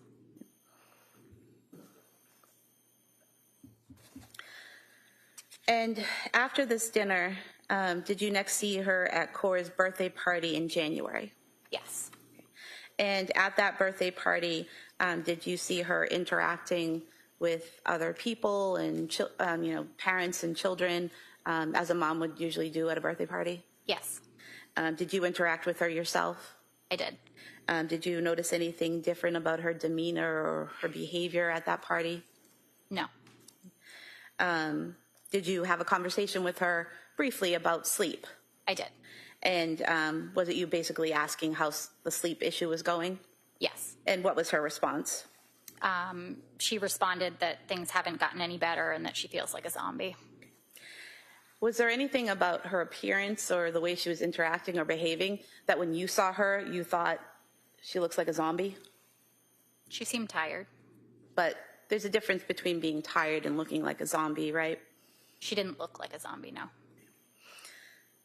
And she was able to engage with you and the other parents there, engage with her children and the other children, correct? She was. And do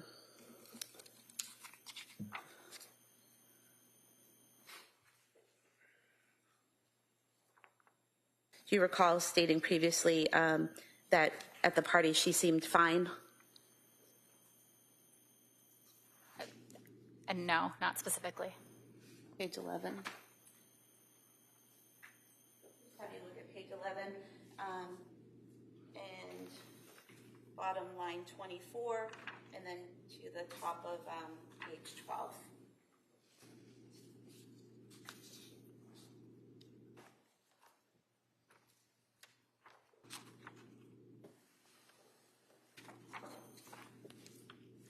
Does that refresh your memory as to a conversation you had with the police back in 2023 where you said that she seemed fine at the party?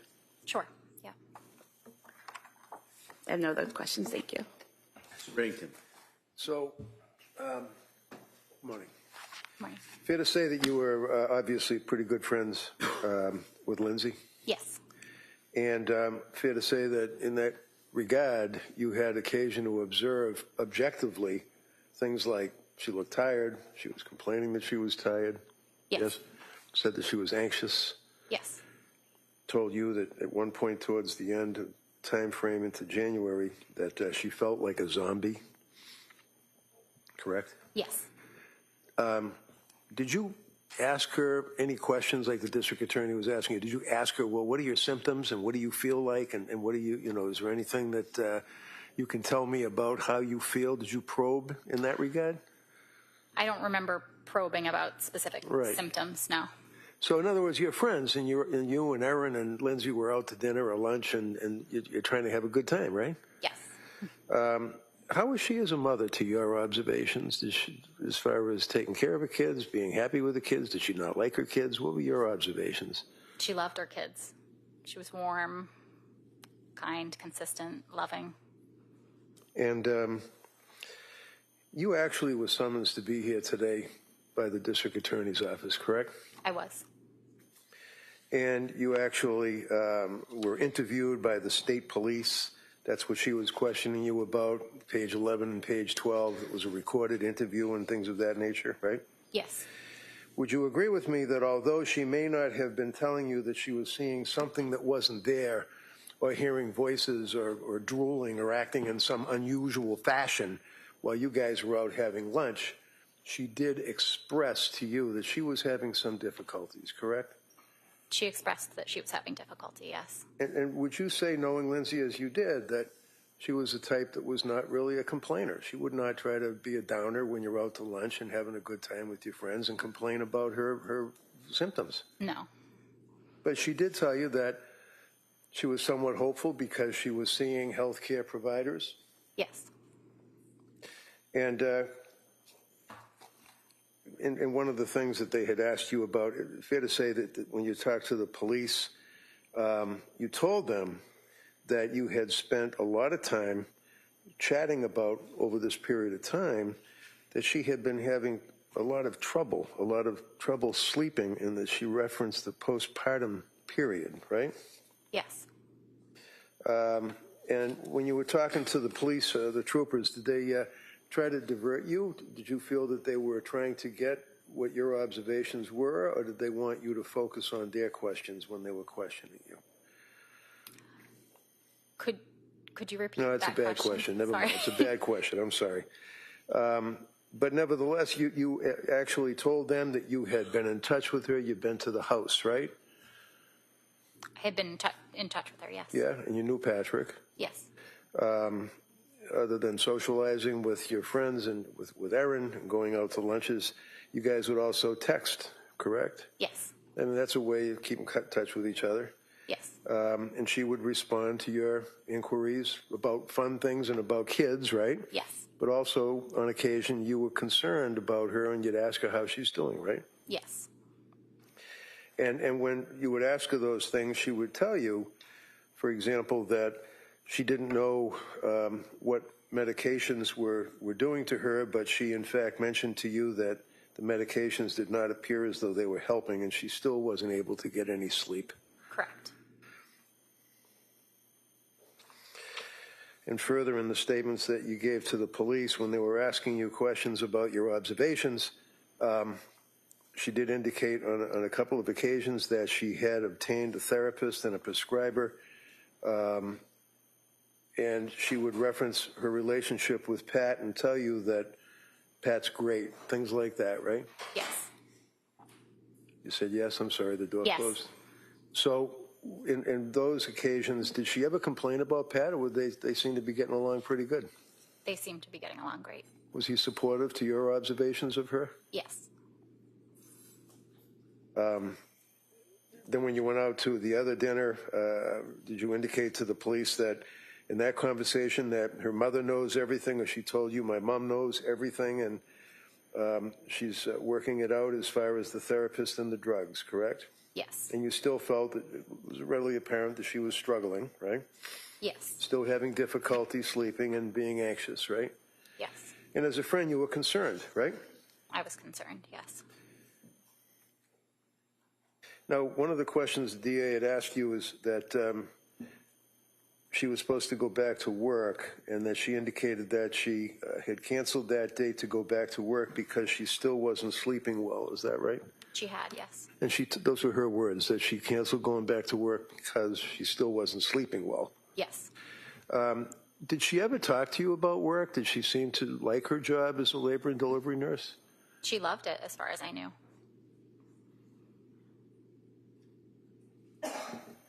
And then you were at Cora's birthday party in January, is that correct? Yes. And that was the one that was at the trampoline park, right? Yes. And it was that time, and that would have been in January of 23, I believe, that it was in that time that you were concerned and you said, hey, are you getting any sleep? And she was like, no, I feel like a zombie, is what her words were, correct? Yes. Is that the last time you saw her? Yes. Thank you. Can you redirect? No, Your Honor. All right. Thank you. You may step down. Counsel, why don't we take a brief recess at this time? So we're going to take the morning recess at this point. Court, all rise, please. Jurors, no votes.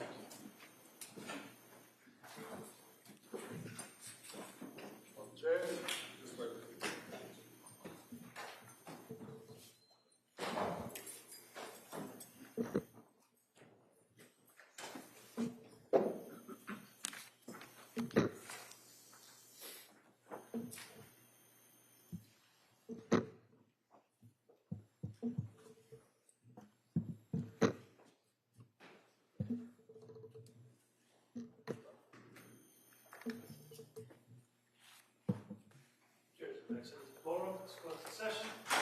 Council, anything we need to talk about before the break? Oh, yeah. No, All right, thank you. so we'll be in recess at this time. Thank you. Thank you, Judge. All rise.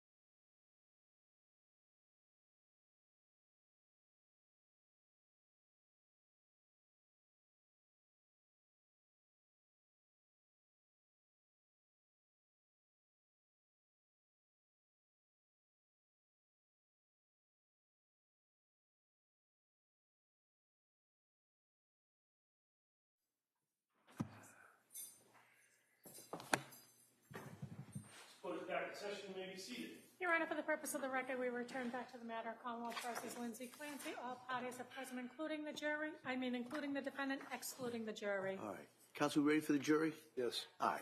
Bring them in.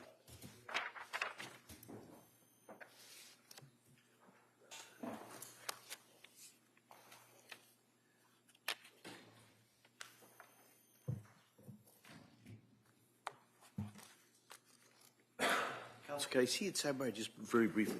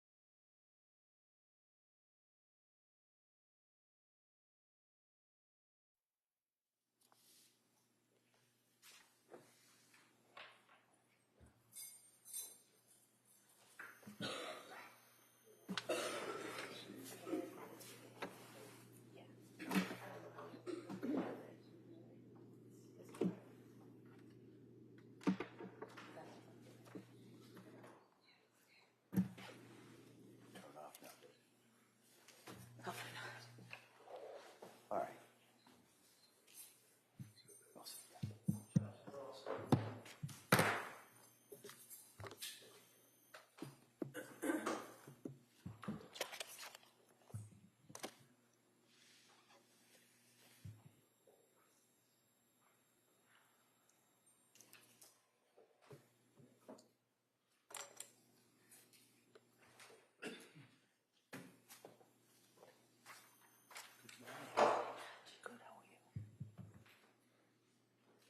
Court, all rise. Jurors enter.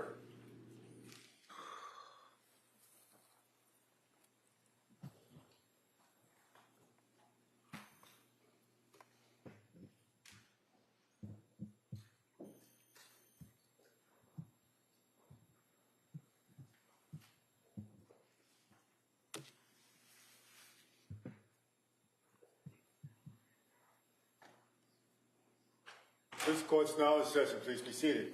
Your Honor, for the purpose of the record, we return back to the trial of Commonwealth versus Lindsay Clancy. All parties are present, including the defendant and including the 18 jurors. All right. Everyone, thank you. Commonwealth, call your next witness, please. Thank you. Commonwealth calls Amy Bevins.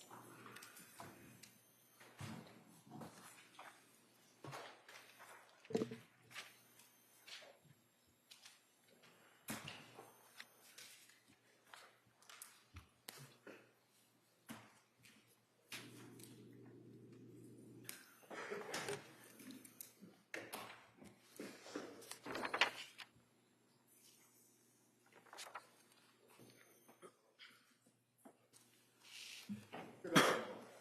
You stop right there. Raise your right hand to the clerk, please.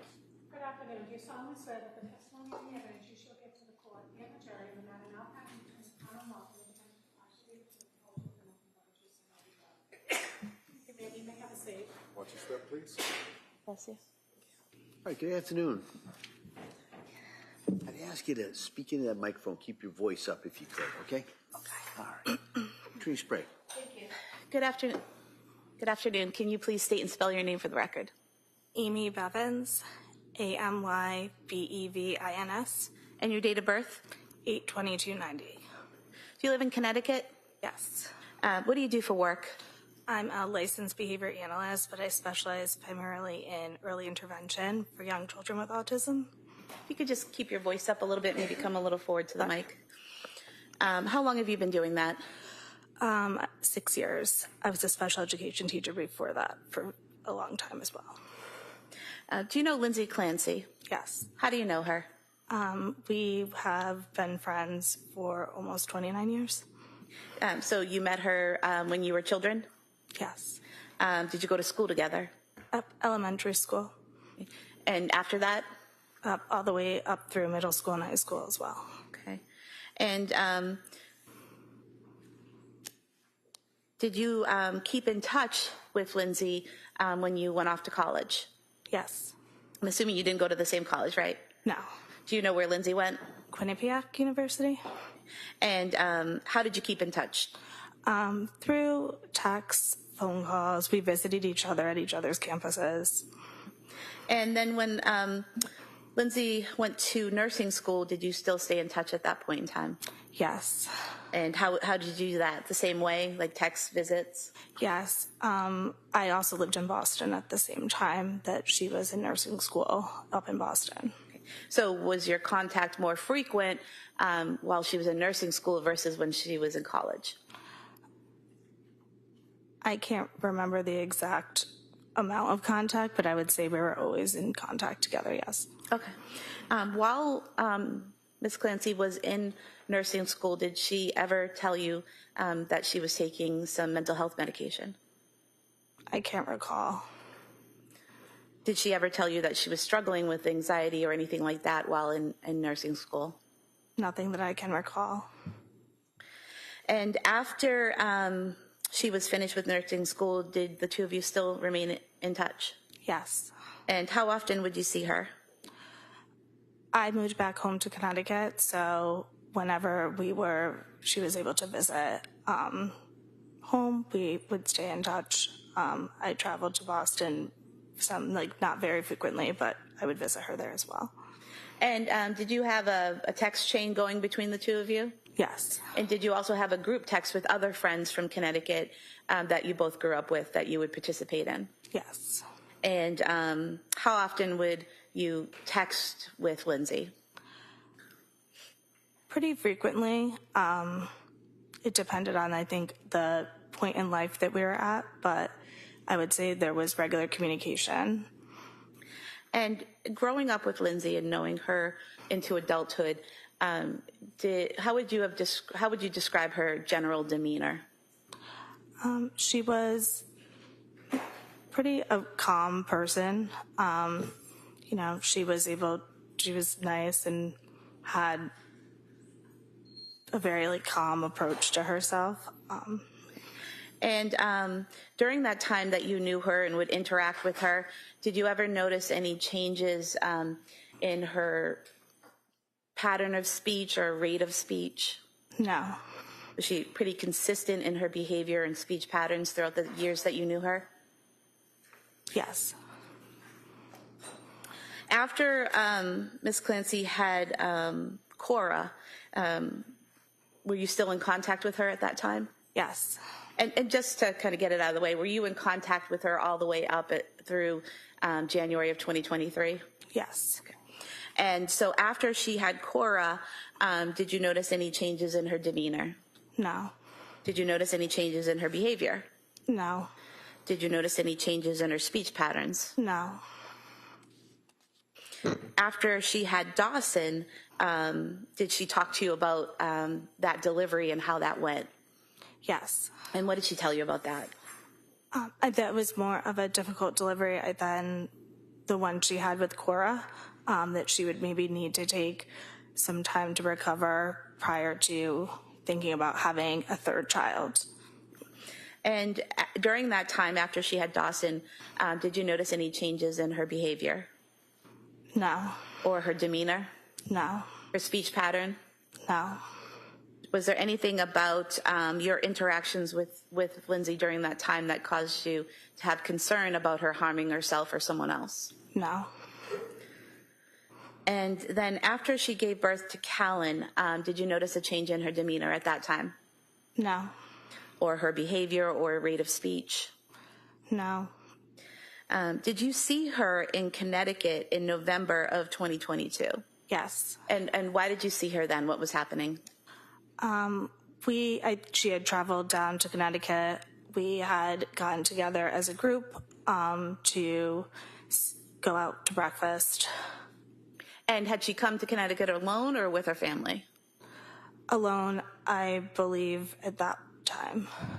And you said you went out to breakfast? Yes. Was this with that whole group of friends and spouses and everyone that kept in contact from Connecticut? Yes, there was a group of us there that had all remained friends. Did you notice anything about her demeanor or behavior at that breakfast in November of 2022 that caused you concern or was different than her typical behavior? No. Did you have some text conversations about, in January of 2023, about some issues that Lindsay was having? Yes. And do you recall when those messages started? I don't recall the exact date of the messages, but it was only, I believe, one night. And in terms of what happened on January 24th, 2023, how close in time was it to that? Can you repeat the question? I'm sorry. So in terms of January 24th, 2023, when the children were killed, how close in time were your text messages to that incident? Only a few days. Okay. And what was that text conversation? She had shared that she had been taking a medication that caused her to have some dark thoughts, but that she was going to, or had been weaning, tapering off that medication and was trialing new ones that would remove those side effects and be more helpful and therapeutic to what she needed. And did she tell you what those dark thoughts were? No. What was the tone of the conversation? Hopeful, I would categorize it. I remember it being something where there was conveying of hope and that it was going to be we were moving in a positive direction. So basically, would it be fair to say that Lindsay was telling you that she'd had some side effects and some dark thoughts because of medication, but was weaning off of those and moving on to something else that would hopefully help her? Yes. Did she ever express at any point that she wanted to harm herself? No. Did she ever express that she wanted to harm the children? No. Did she ever tell you that she was hearing voices? No. Other than saying that she had had some bad thoughts, did she say anything else that was concerning in that conversation? No.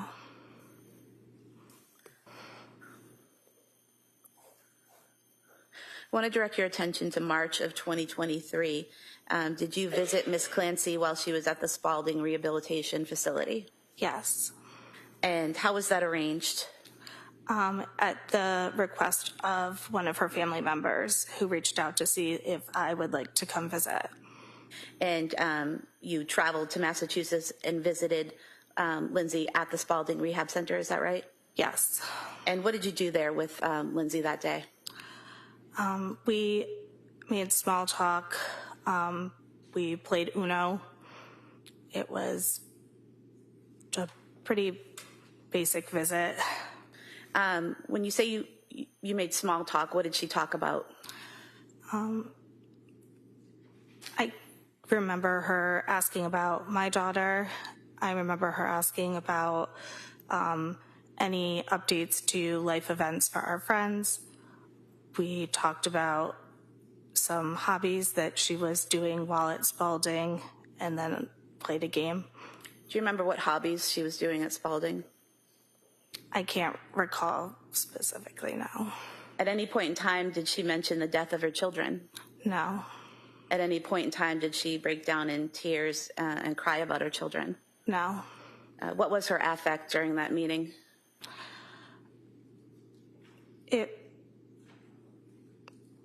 I don't remember exactly. Pretty neutral, I would say. Did she attempt at any point to harm herself? No. Did she ask you for help in harming herself? No. Did she talk about Cora Dawson or Callan at all? No. I have nothing further. Thank you. Mr. Reddington.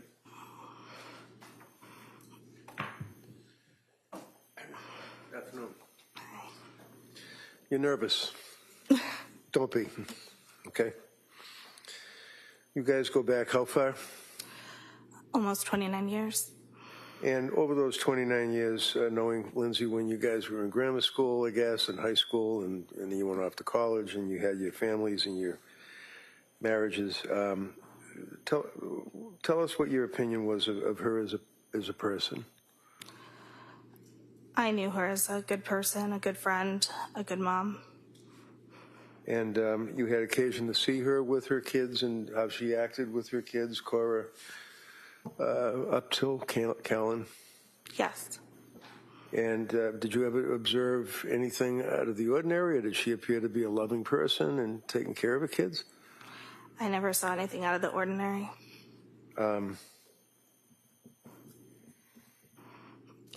District Attorney asked you about the visit that you had when you were good enough to visit with her at Spalding Rehab. And this was when, in March of 23? Yes. And arrangements had to be made for you to visit with her. You had to get approval, and whether you know or not, I mean, I had to kind of help you out a little bit trying to get through the red tape to get in there to see her, along with her family approval and that type of thing, right?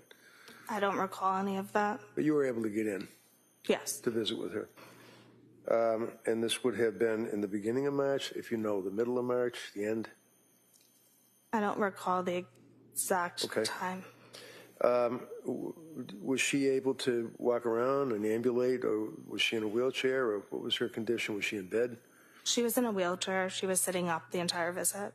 Did you ask her about why she was in the wheelchair and anything like that? No. You knew that she had been in the hospital from January 24th, right? Yes. And you knew that your friend had been charged by the police and had killed her 3 beautiful children, right? Yes. That was a bit of an awkward, uncomfortable topic, wasn't it? I think it would be for anybody, yes. Absolutely. And the district attorney asked you whether or not she cried and whether or not she told you about her children and anything to do with her children or that incident. You both basically stayed away from that entire subject, right? I remember also being told not to bring that up specifically, which at the time I figured that could be due to the recommendation of mental health providers, et cetera, who were treating her. Right. And who told you that? Her sister. Now, how long did you visit with her? It was brief, maybe 30 to 45 minutes.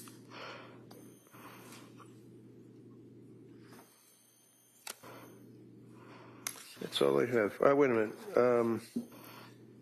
Did you guys have a group get together in December of 2022, if you recall?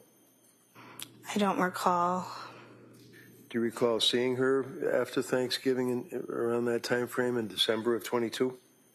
I don't recall no. Do you recall having conversations with her around that time frame, which would be in December of 2022, that she was talking to you about medications and asking you questions about a particular medication? I don't recall the exact time frame of those conversations. Okay. You were summoned here today by the DA's office, is that correct? Yes. You were also on my witness list as well, right? Yes.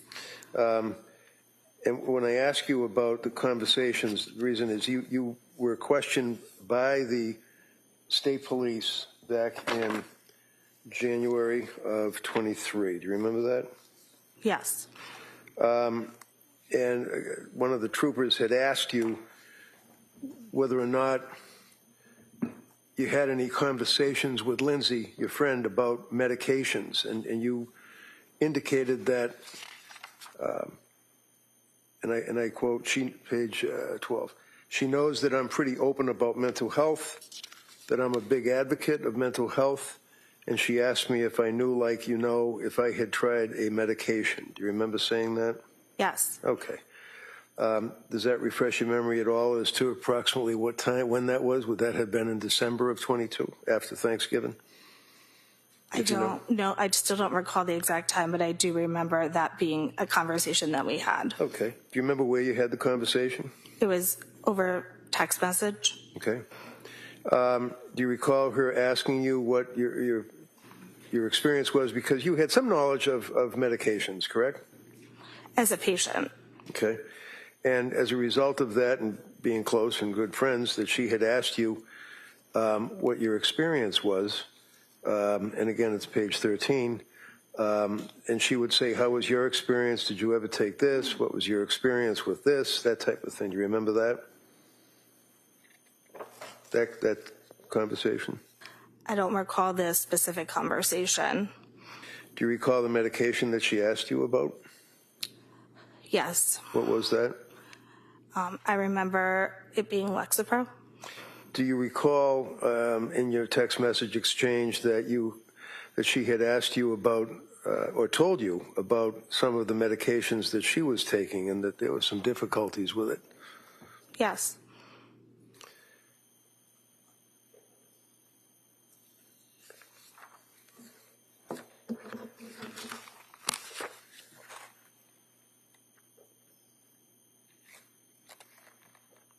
Do you remember that she had asked you whether or not you had noted or if you were aware of any side effects of medications?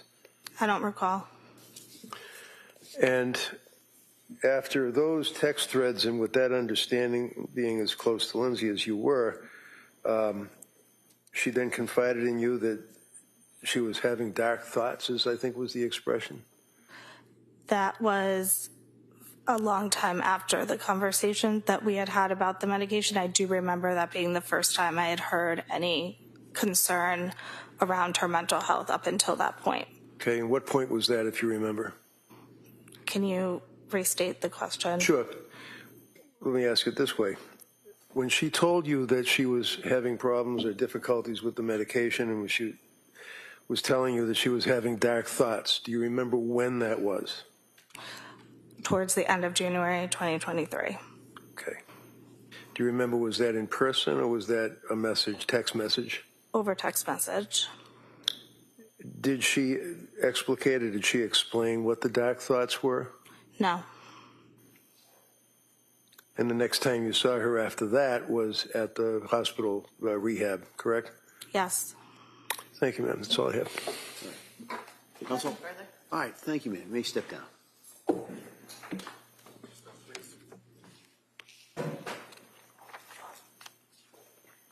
Commonwealth calls Christopher Clancy.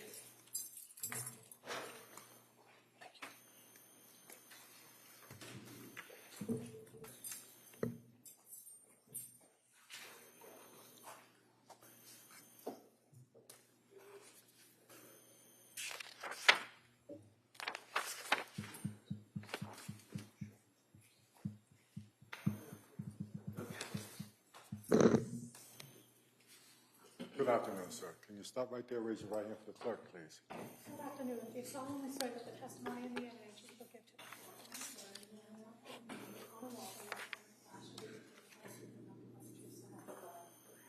Thank you, sir. You may have a seat. Stop, please. Thank you. Is this my water? Yes. Okay. Good afternoon, sir. Good afternoon. All right, call off. Thank you. Good afternoon. Can you please state and spell your name for the record? Say that again, I'm sorry. Could you please state and spell your name for the record? Yes, Christopher William Clancy, CHRISTOPHER, WCLANCY. And what's your date of birth? 7/26/61. Where do you live? Situate, Mass. And do you work? No, I'm retired. What did you do before you retired? I was a plumbing contractor. Is Patrick Clancy your son? Yes. When did you first meet Lindsay Clancy? I don't know what the year was, but I believe I met her for the first time at my at the cottage in Hull. That was my parents' house, and I believe that's when I met her. I think he brought it down there. Was that before or after she and Patrick had gotten engaged? That was before. And eventually they got engaged and got married, correct? Correct. And had 3 children, correct? Correct.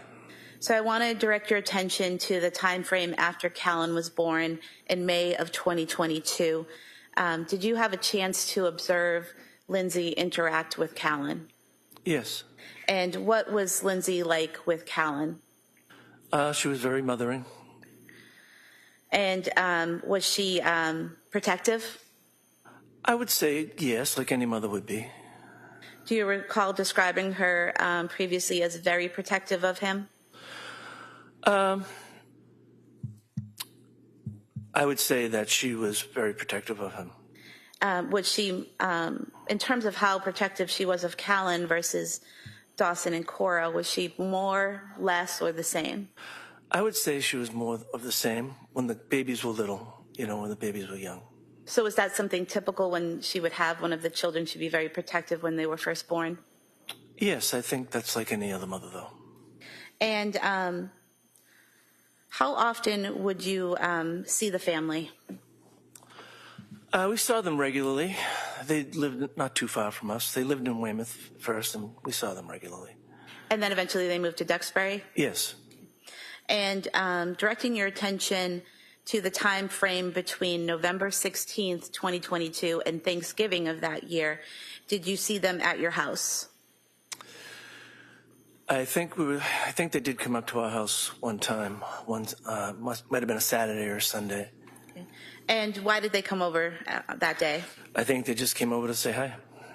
And what was Lindsay's demeanor that day? Very good.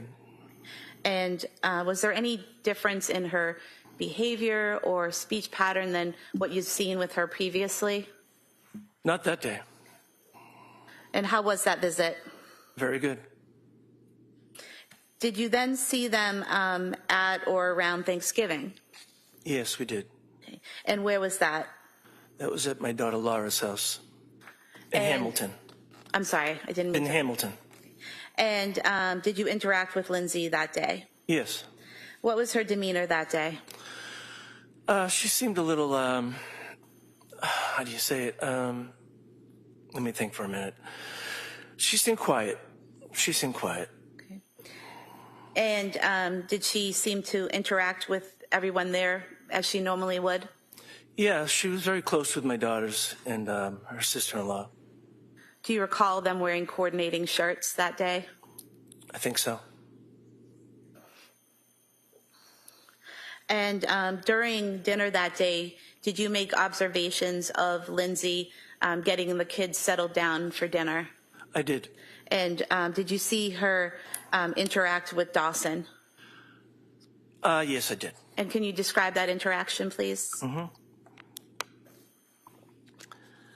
She was getting a little frustrated. Dawson was being a little silly, and she was trying to get him to sit down.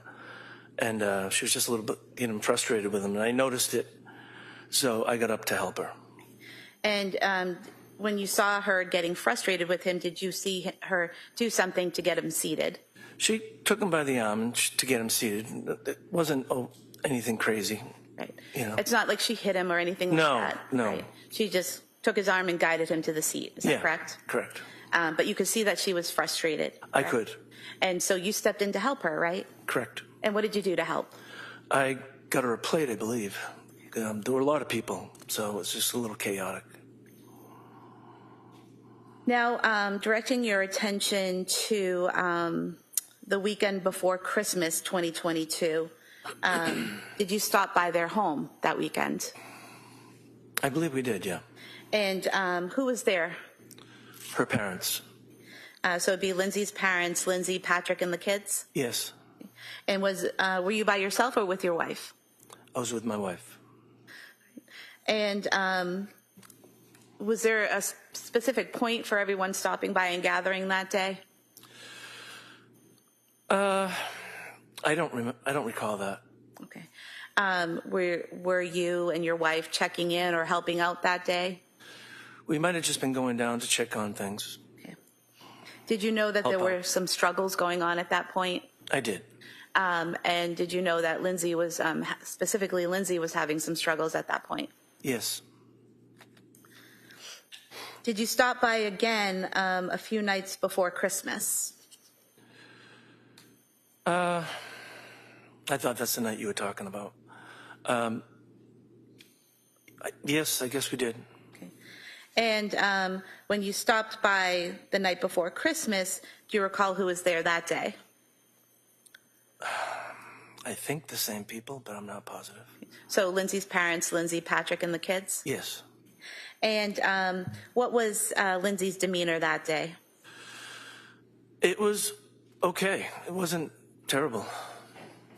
Do you recall testifying previously and saying that she seemed like she was in good spirits? Yes. Would that be accurate? Yes. And when you were there at the house that day, did you make plans for the following day for Christmas Day? Yes, we made plans to go to Mass. And who was going to go to Mass? Lindsay, Patrick, the kids, my wife Sue, and me. And did you all, we'll strike that, the following day on Christmas, did you go over to Lindsay's home before going to Mass? Yes. Okay. Did you all gather for breakfast? I don't recall. And let me approach. Page 33. If you can just read to yourself lines 2 through 7, and then just look up when you're done. Okay. Take your time. All right.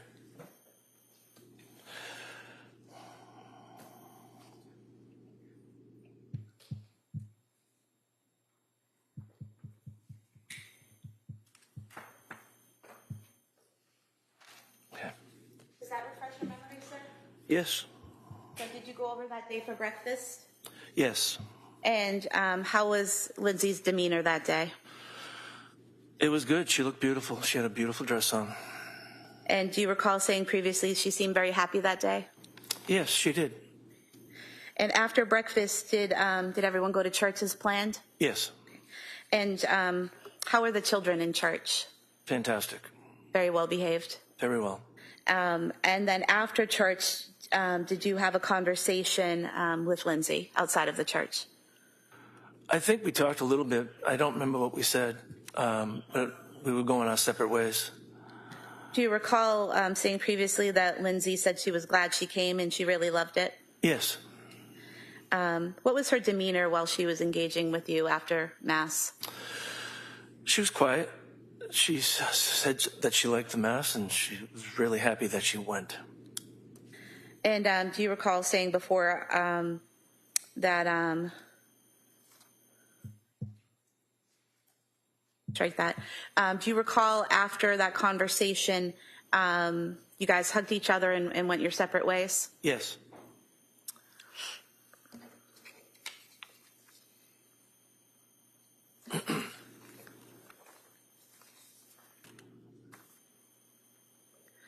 Did you see the family again after Christmas?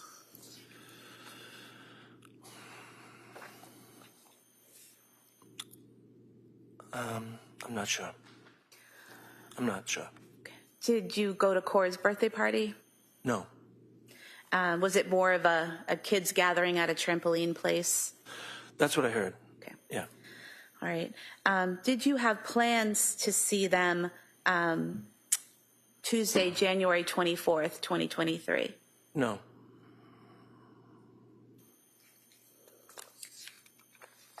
Do you recall saying previously that there were plans to get together for dinner that night, but they changed because your wife had plans with her brother?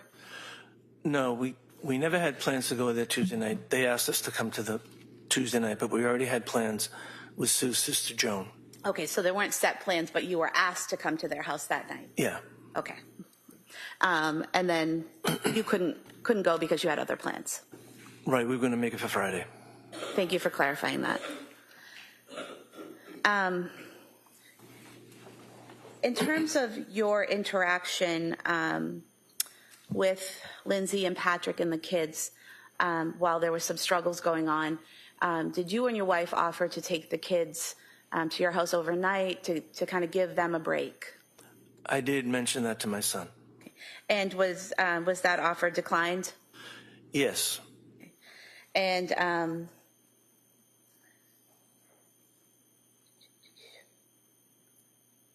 going back to Thanksgiving of 2022, when you were interacting with Lindsay, I think you previously said that her demeanor was good, she was quiet.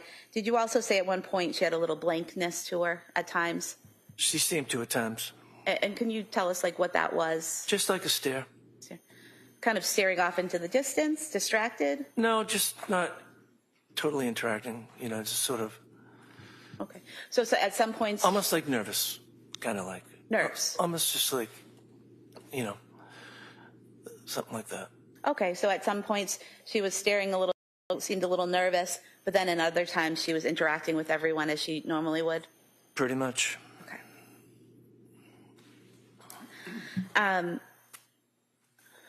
You mentioned earlier when you were talking about Lindsay having a little bit of difficulty getting Dawson seated at Thanksgiving that he was being a little silly. Yeah. Was that typical for him to behave in that way? Yeah, he was a handful, but he was good. He was a good boy.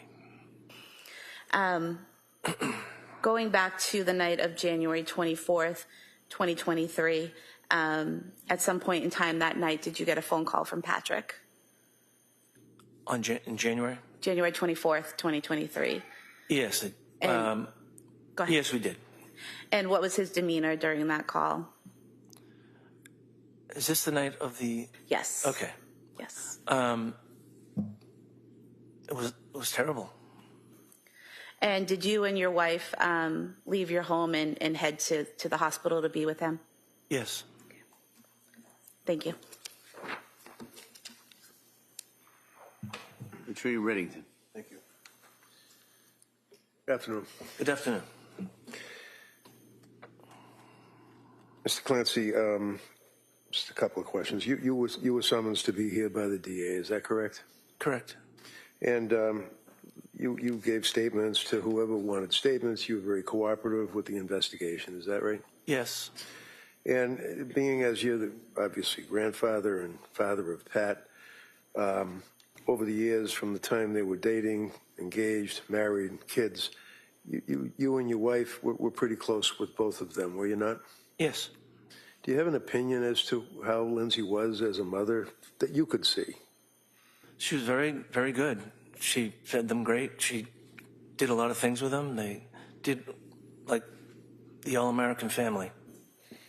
And district attorney had asked you about Thanksgiving of 22, November 16th of 22, and she made reference, I think you would responded that she appeared to be quiet, and then she used the term, did you know about the struggles? Can you tell me what the struggles were? Do you know what she meant by that? I knew. Go to sidebar. Sure. Yeah.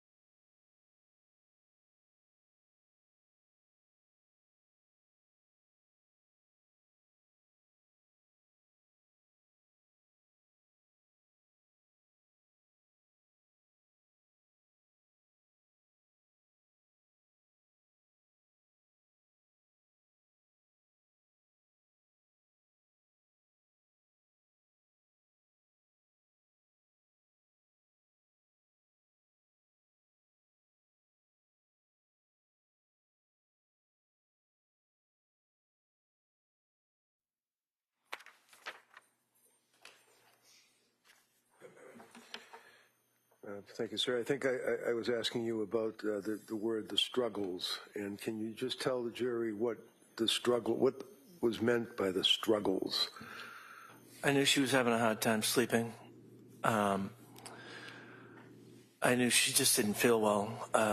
I know she had gone to the emergency room where my wife was working. Those types of struggles. And just so, obviously for the record, your wife would be Sue? Yes. And she's a nurse, labor and delivery at South Shore? Yes. And did Lindsay confide, to your knowledge, yes or no, to your wife about some of her issues as a result of which your wife referred her to a person to speak to? Yes. Do you know who that person was? I don't remember the person's name. Okay, would that be the South Shore perinatal, I think is what it's called? Yes. Okay. And understanding that you're the father-in-law, would you agree that the two of you and Lindsay, had a pretty good relationship? Yes, very good. And you told us about November 16th and then Thanksgiving of 22 and then up until Christmas and then after Christmas, and the time frame actually right up to January 24th. You guys were supposed to get together that night, right? Correct. Well, no, we weren't. We were asked to come to dinner that night. But you had other plans? We had other plans. Okay. District Attorney asked you about, on a number of occasions, about the time at your home. I think it was on Thanksgiving when Dawson was acting a little rambunctious or silly, and that she guided him to his seat. To your opinion and what you could observe, did you believe that she was being abusive to him at all? No. And you know her mother and father as well, correct? Yeah. And the four of you, the in-laws from both sides, you and your wife, Sue, and Lindsay's mother and father, both were all kind of pulling together to try to help this young couple out during that time frame, right? Yes. And your son, Patrick, he was very concerned about his wife, was he not? He was. And he confided in you on a number of occasions. Yes. I'm sorry, sir. Thank you. Como? Nothing further. All right, thank you, sir. Let me step down. Thank you.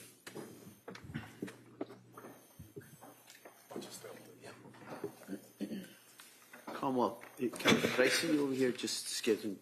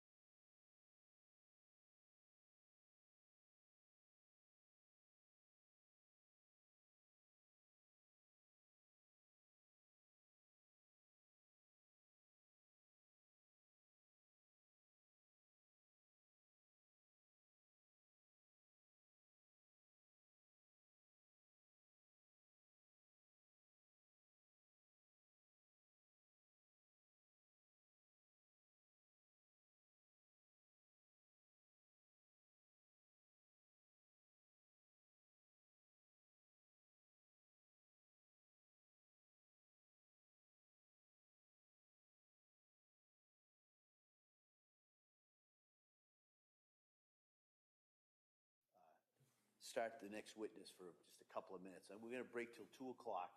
So I'm going to ask you to be ready to come back here at 2 o'clock.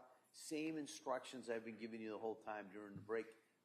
Don't talk about this case with anybody. Don't do any research about this. Don't look into anything about this case or any similar cases. And I'll see you at 2 o'clock.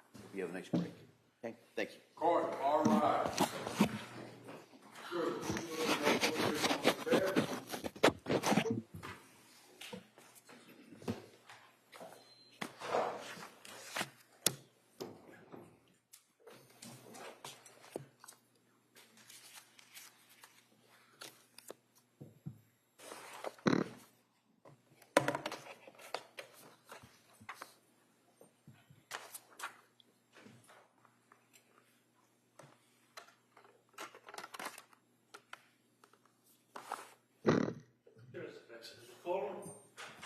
So we'll be in recess on this matter till 2 o'clock.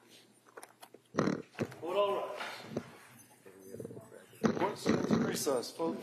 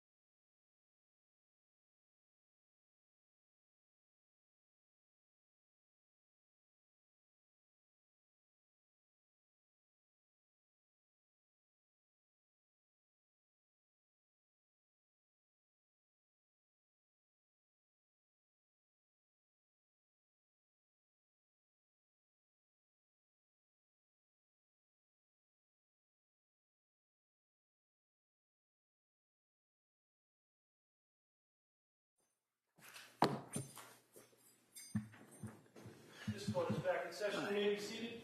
Your Honor, for the purpose of the record, we return back to the record in the matter of Commonwealth versus Lindsay Clancy. All parties are present, including Ms. Clancy, excluding the jury. All right. Counsel, we ready for the jury? Yes, Your Honor. Yes, Your Honor. Okay, sure.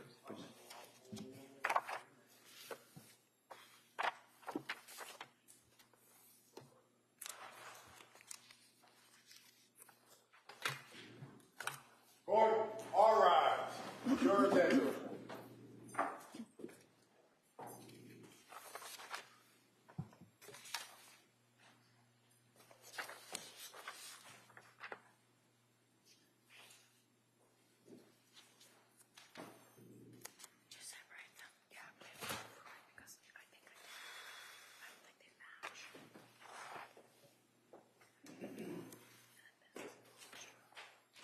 This court's now in session. Please be seated.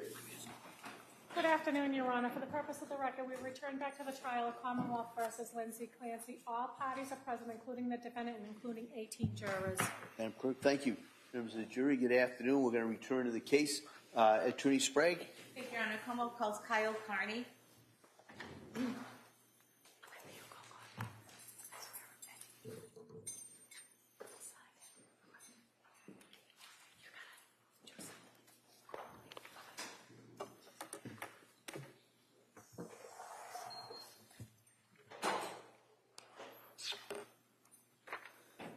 Good afternoon, sir.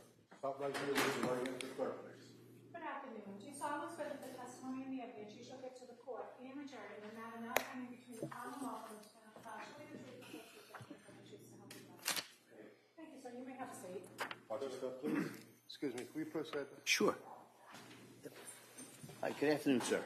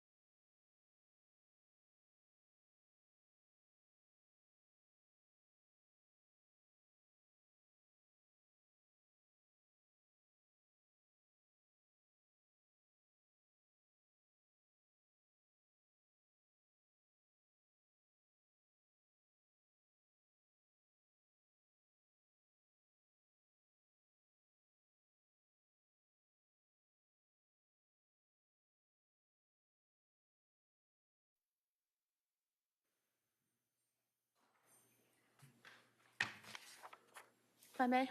Yes, counsel, go ahead. Thank you. Good afternoon. Can you please state and spell your name for the record? Yeah, Kyle Carney, Kyle-E-C-A-R-N-E-Y. And your date of birth, please. July 6, 1991. And what town do you live in? Duxbury. What do you do for work? Work in finance. And are you married?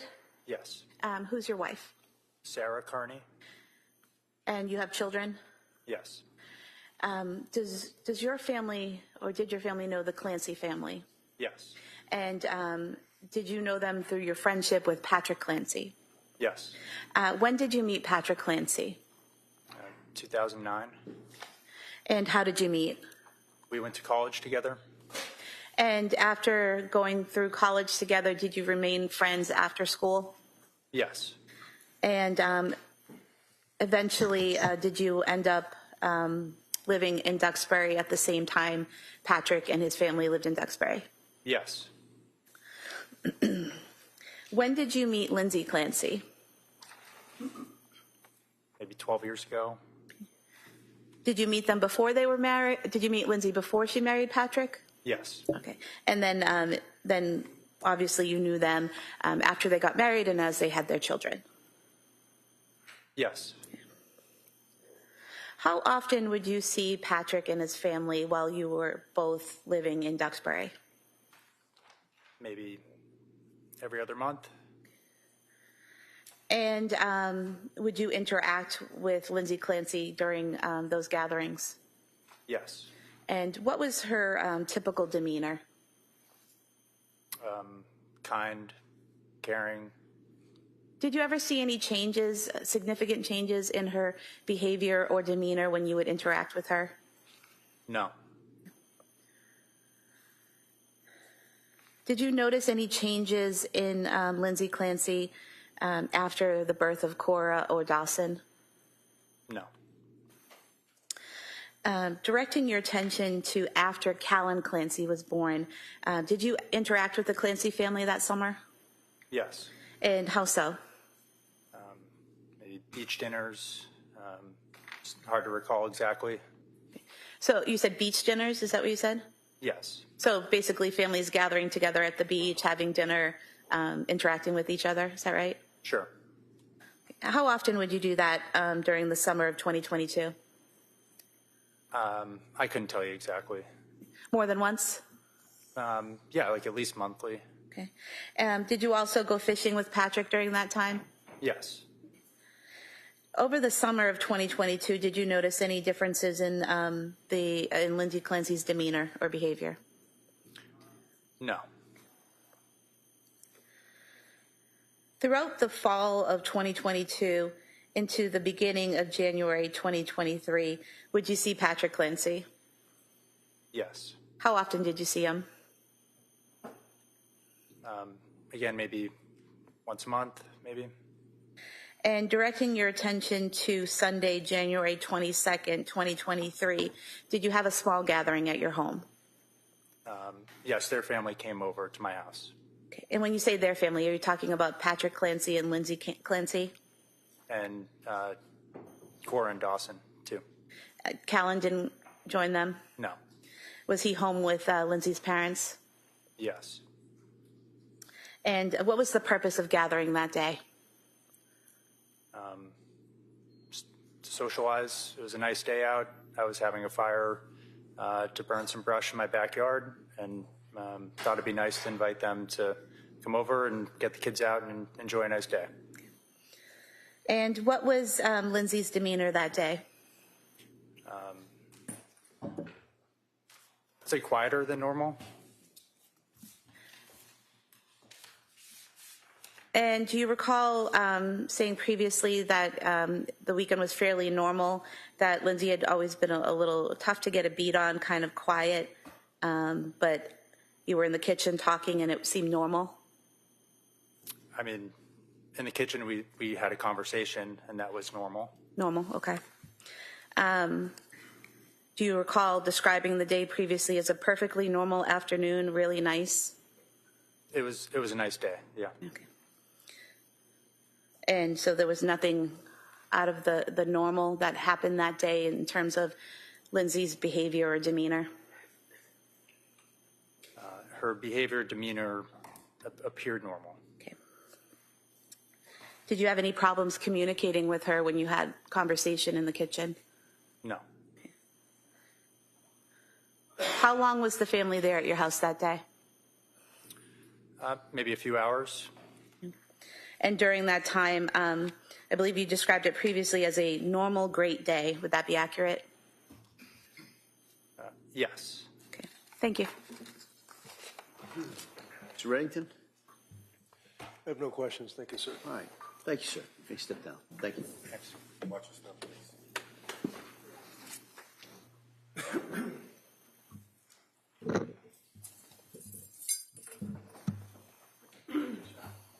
Your Honor, the Commonwealth will call Andrew Chiacchio as its next witness. All right.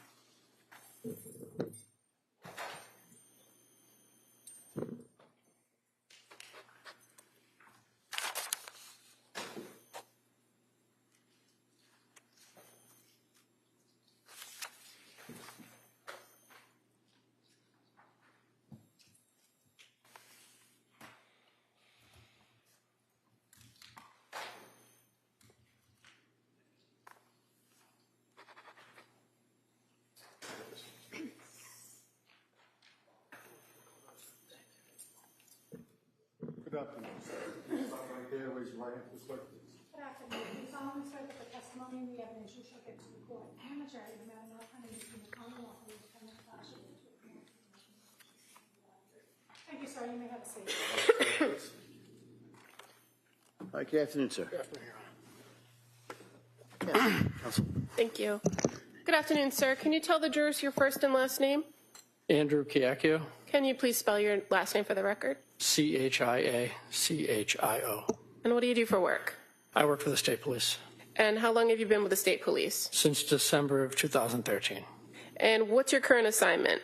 I work for the Plymouth County State Police Detective Unit. How long have you been with the state police detective unit? 5 years. And what's your current rank? Sergeant. I'm going to draw your attention back to January 24th of the year 2023. Were you still working for the State Police Detective Unit with the District Attorney's Office then? Yes. And do you recall being called into an investigation in regards to an incident that happened in the town of Duxbury on January 24th, 2023? Yes. Were you assigned as the case officer for that investigation at that time? No. But you're aware that a number of the other troopers in your unit were all called out to do different parts of the investigation. Yes. Do you recall if you actually went first to 47 Summer Street? Yes, I did. Were you quickly assigned to go someplace else and do some follow-up investigation? Yes. And one of the places that you went on that night was the CVS in Kingston, correct? Correct. That would have been at 189 Summer Street? Yes. Why were you asked to go to the CVS in Kingston? To obtain surveillance video. And had you learned information that one of the homeowners, the Patrick Clancy, might have visited that location earlier in the evening? Yes. And so when you got to the CVS, did you contact somebody in the store in order to try to determine whether there was surveillance? Yes. And did you speak with an employee there? I did. Do you recall who you spoke to? Angela Kraus, who's the manager. Were you able to get access to the surveillance at that time? Yes. And were you able to observe the time on the surveillance at the store as it pertains to real time? Yes. So tell us how you determined whether the time was accurate. We look at the live feed and I compare it with my cell phone. And your cell phone is a department-issued cell phone? Yes. Did you notice any discrepancies in the timestamps? I did not. And after viewing the video surveillance there at CVS, were you able to see Patrick Clancy in the store at CVS? Yes. And fair to say you were able to track that he arrived at 17:32:32 and exited the store at 17:37:08. Yes. At some point, were you also asked to look for surveillance at a different location? I was. What was the second location? The 3V restaurant. And where is that located? In Plymouth. And fair to say it's the address there's 10 Cordage Park Circle? Yes. What is 3V? A restaurant. Okay, and why did you go there? To obtain surveillance video. Again, based on information that you had available to you, did you believe that Patrick Clancy had visited that location earlier in the evening of January 24th? Yes. And when you went to the 3V restaurant, did you speak with 2 employees there? Yes. Were you able to access the video surveillance? I was. And while at the restaurant, were you able to confirm Patrick Clancy on their video surveillance? Yes. Now, as far as their video surveillance timestamps, were you able to observe the timestamps at that location? I was. And did you notice any discrepancies about the time? No. And what did you do to confirm the time? I compared the live feed with my cell phone. Fair to say you were able to determine that the video surveillance did confirm Patrick Clancy arriving at 17:54:14, that he paid for a bag of food and he left the store by the front door at 17:55:01. Yes. Now, in addition to gathering the video surveillance, well, let me back up for a second. So on one particular occasion, you were able to go and view the video surveillance, correct? Yes. At some later date, were you provided with copies of the video surveillance from both the CVS in Kingston and the 3V restaurant in Plymouth? Yes. And you brought that back to the state police? Yes, to the the video office. Yes. Okay. Now, as follow-up for this investigation, did you learn information about the route of travel Patrick Clancy took that night to go from his home to these locations? Yes. Did you do anything to try to ascertain approximately how much time it would have taken him to go to these locations from his home at 47 Summer Street? Yes, I mapped it on the Maps application on my iPhone. Now, do you recall when you did that? I don't. When you did this mapping of the locations, did it give you approximate distances and times between the locations? Yes. And fair to say, not knowing exactly when it occurred doesn't account for the time Patrick would have been there or any traffic or accidents or anything like that. Correct. Right? But as far as you could tell, you were just looking for approximate time frames. Yes, a general idea. Okay. Now, as part of this investigation, you also were involved in some interviews with potential witnesses. Yes. Is that fair to say? Including Paula Musgrove. Yes. And who's Paula Musgrove? The defendant's mother. And you also spoke to a former nanny of the Clancys named Elaine Flaherty. Yes. As well as the employees from CBS, Angela Krause and Soraya Sweeney. Yes. Did you also, or were you also present in follow-up interviews with all of the first responders to the home in Duxbury on January 24th? Not all of them, but a lot of them. So that would have been a majority of the paramedics/firefighters from the different towns? Yes. On June 12th of 2023, did you apply for and receive a search warrant for 47 Summer Street? Yes. And why did you ask for a search warrant then, in June of 2023? We were reviewing photos, crime scene photos, and someone noticed that there was potentially blood stains on the outside of the house that we had not swabbed. So, to your knowledge, on the date of the incident on January 24th, the stains on the outside of the house were not swabbed and collected by the crime lab, right? Correct. Did you have further conversations with forensic scientists at the crime lab to determine the viability of obtaining additional swabs all those months later? At this point, it's hearsay and it's already been cross-examined above. Allow that, the question just yes or no. Did you speak to somebody, not the answer? So did you speak to somebody at the crime lab about the possibility of obtaining some biological substances from the home? Yes. And as a result of your conversations, did you then apply and were granted a search warrant? Yes. So subsequently, some swabs and shingles were collected from the home at 47 Summer Street? Correct. And were you present when that was done? I was. On May 15th, 2024, did you have the occasion to go to the Tewksbury State Hospital? Yes. And what was the purpose of going there? To collect DNA from the defendant.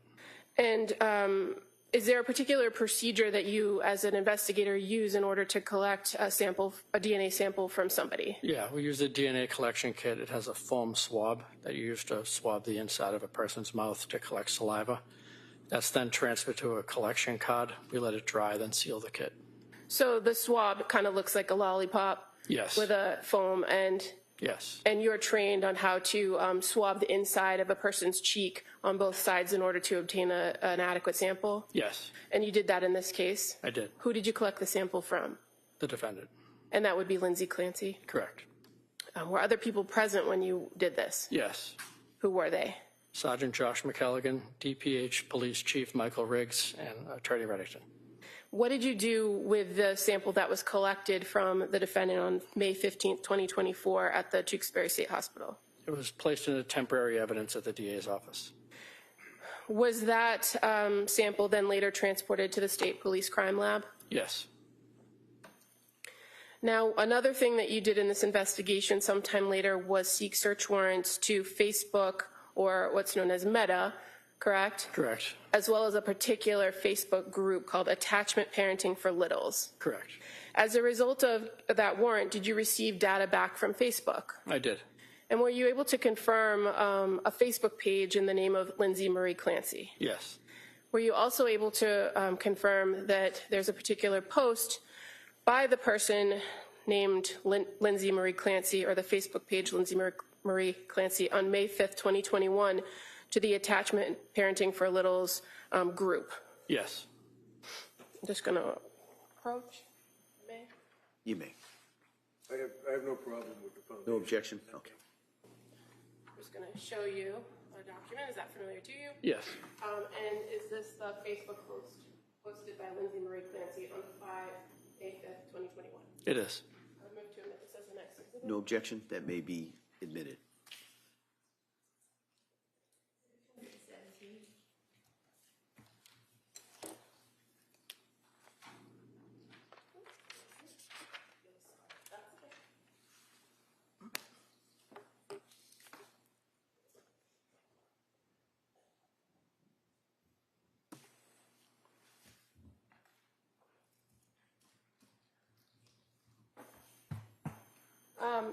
Sergeant Cacchio, just showing you what's now been marked as Exhibit 217 on the screen.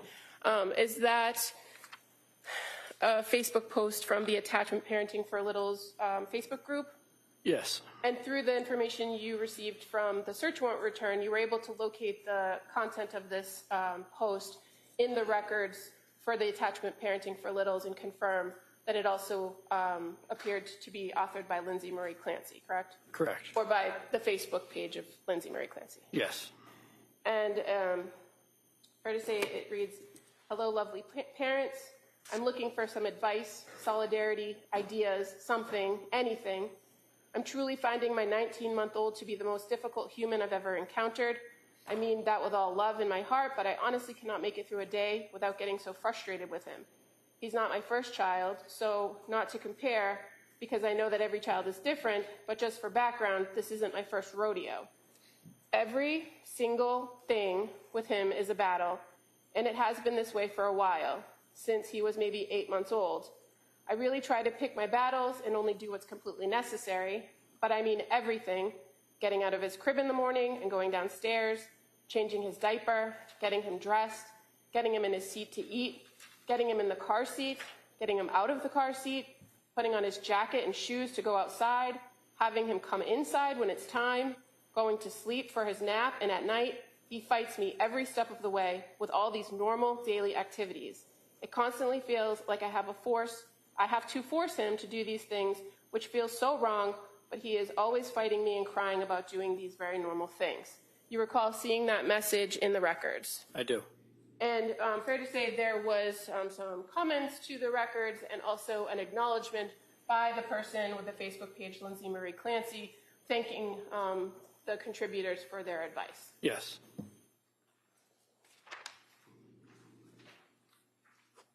I have no further questions. Mr. Reddington.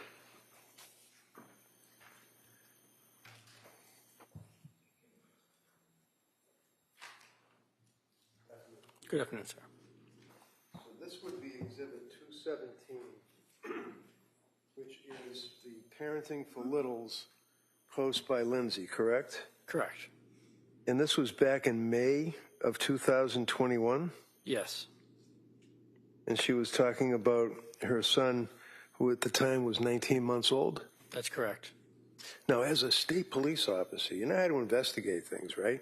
Yes. You guys must have turned things inside out to find out if Lindsay Clancy was ever abusive to her son, Dawson, right?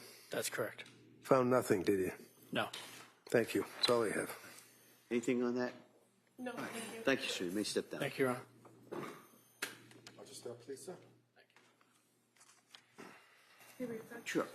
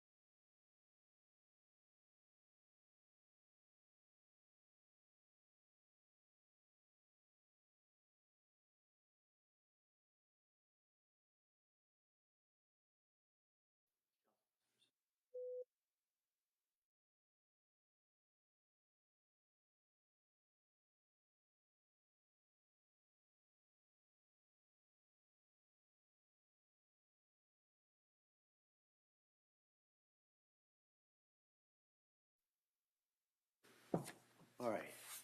Members of the jury, there's a motion or a hearing I have to do with lawyers, and it's going to take a little bit of a while. So I'm going to excuse you for today. Come back tomorrow, 9 o'clock. One of the questions I asked over here was, where are we on the time estimate? All right. I'm told that we are on schedule, if not ahead of schedule, in regards to what we told you. All right? So I'm going to excuse you till tomorrow. We're going to stay here, do a few more things. And I'm just going to remind you,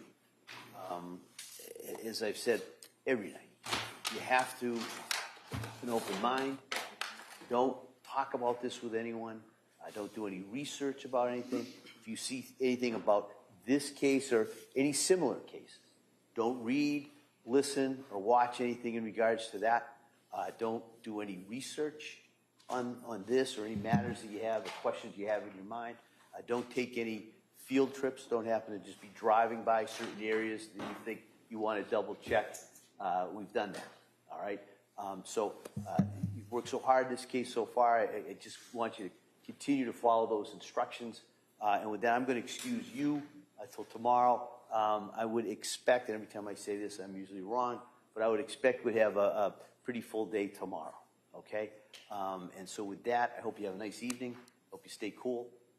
And we will see you tomorrow. So thank you very much. Good. All right. Good. Kindly close the doors, place them on your chairs. Please go.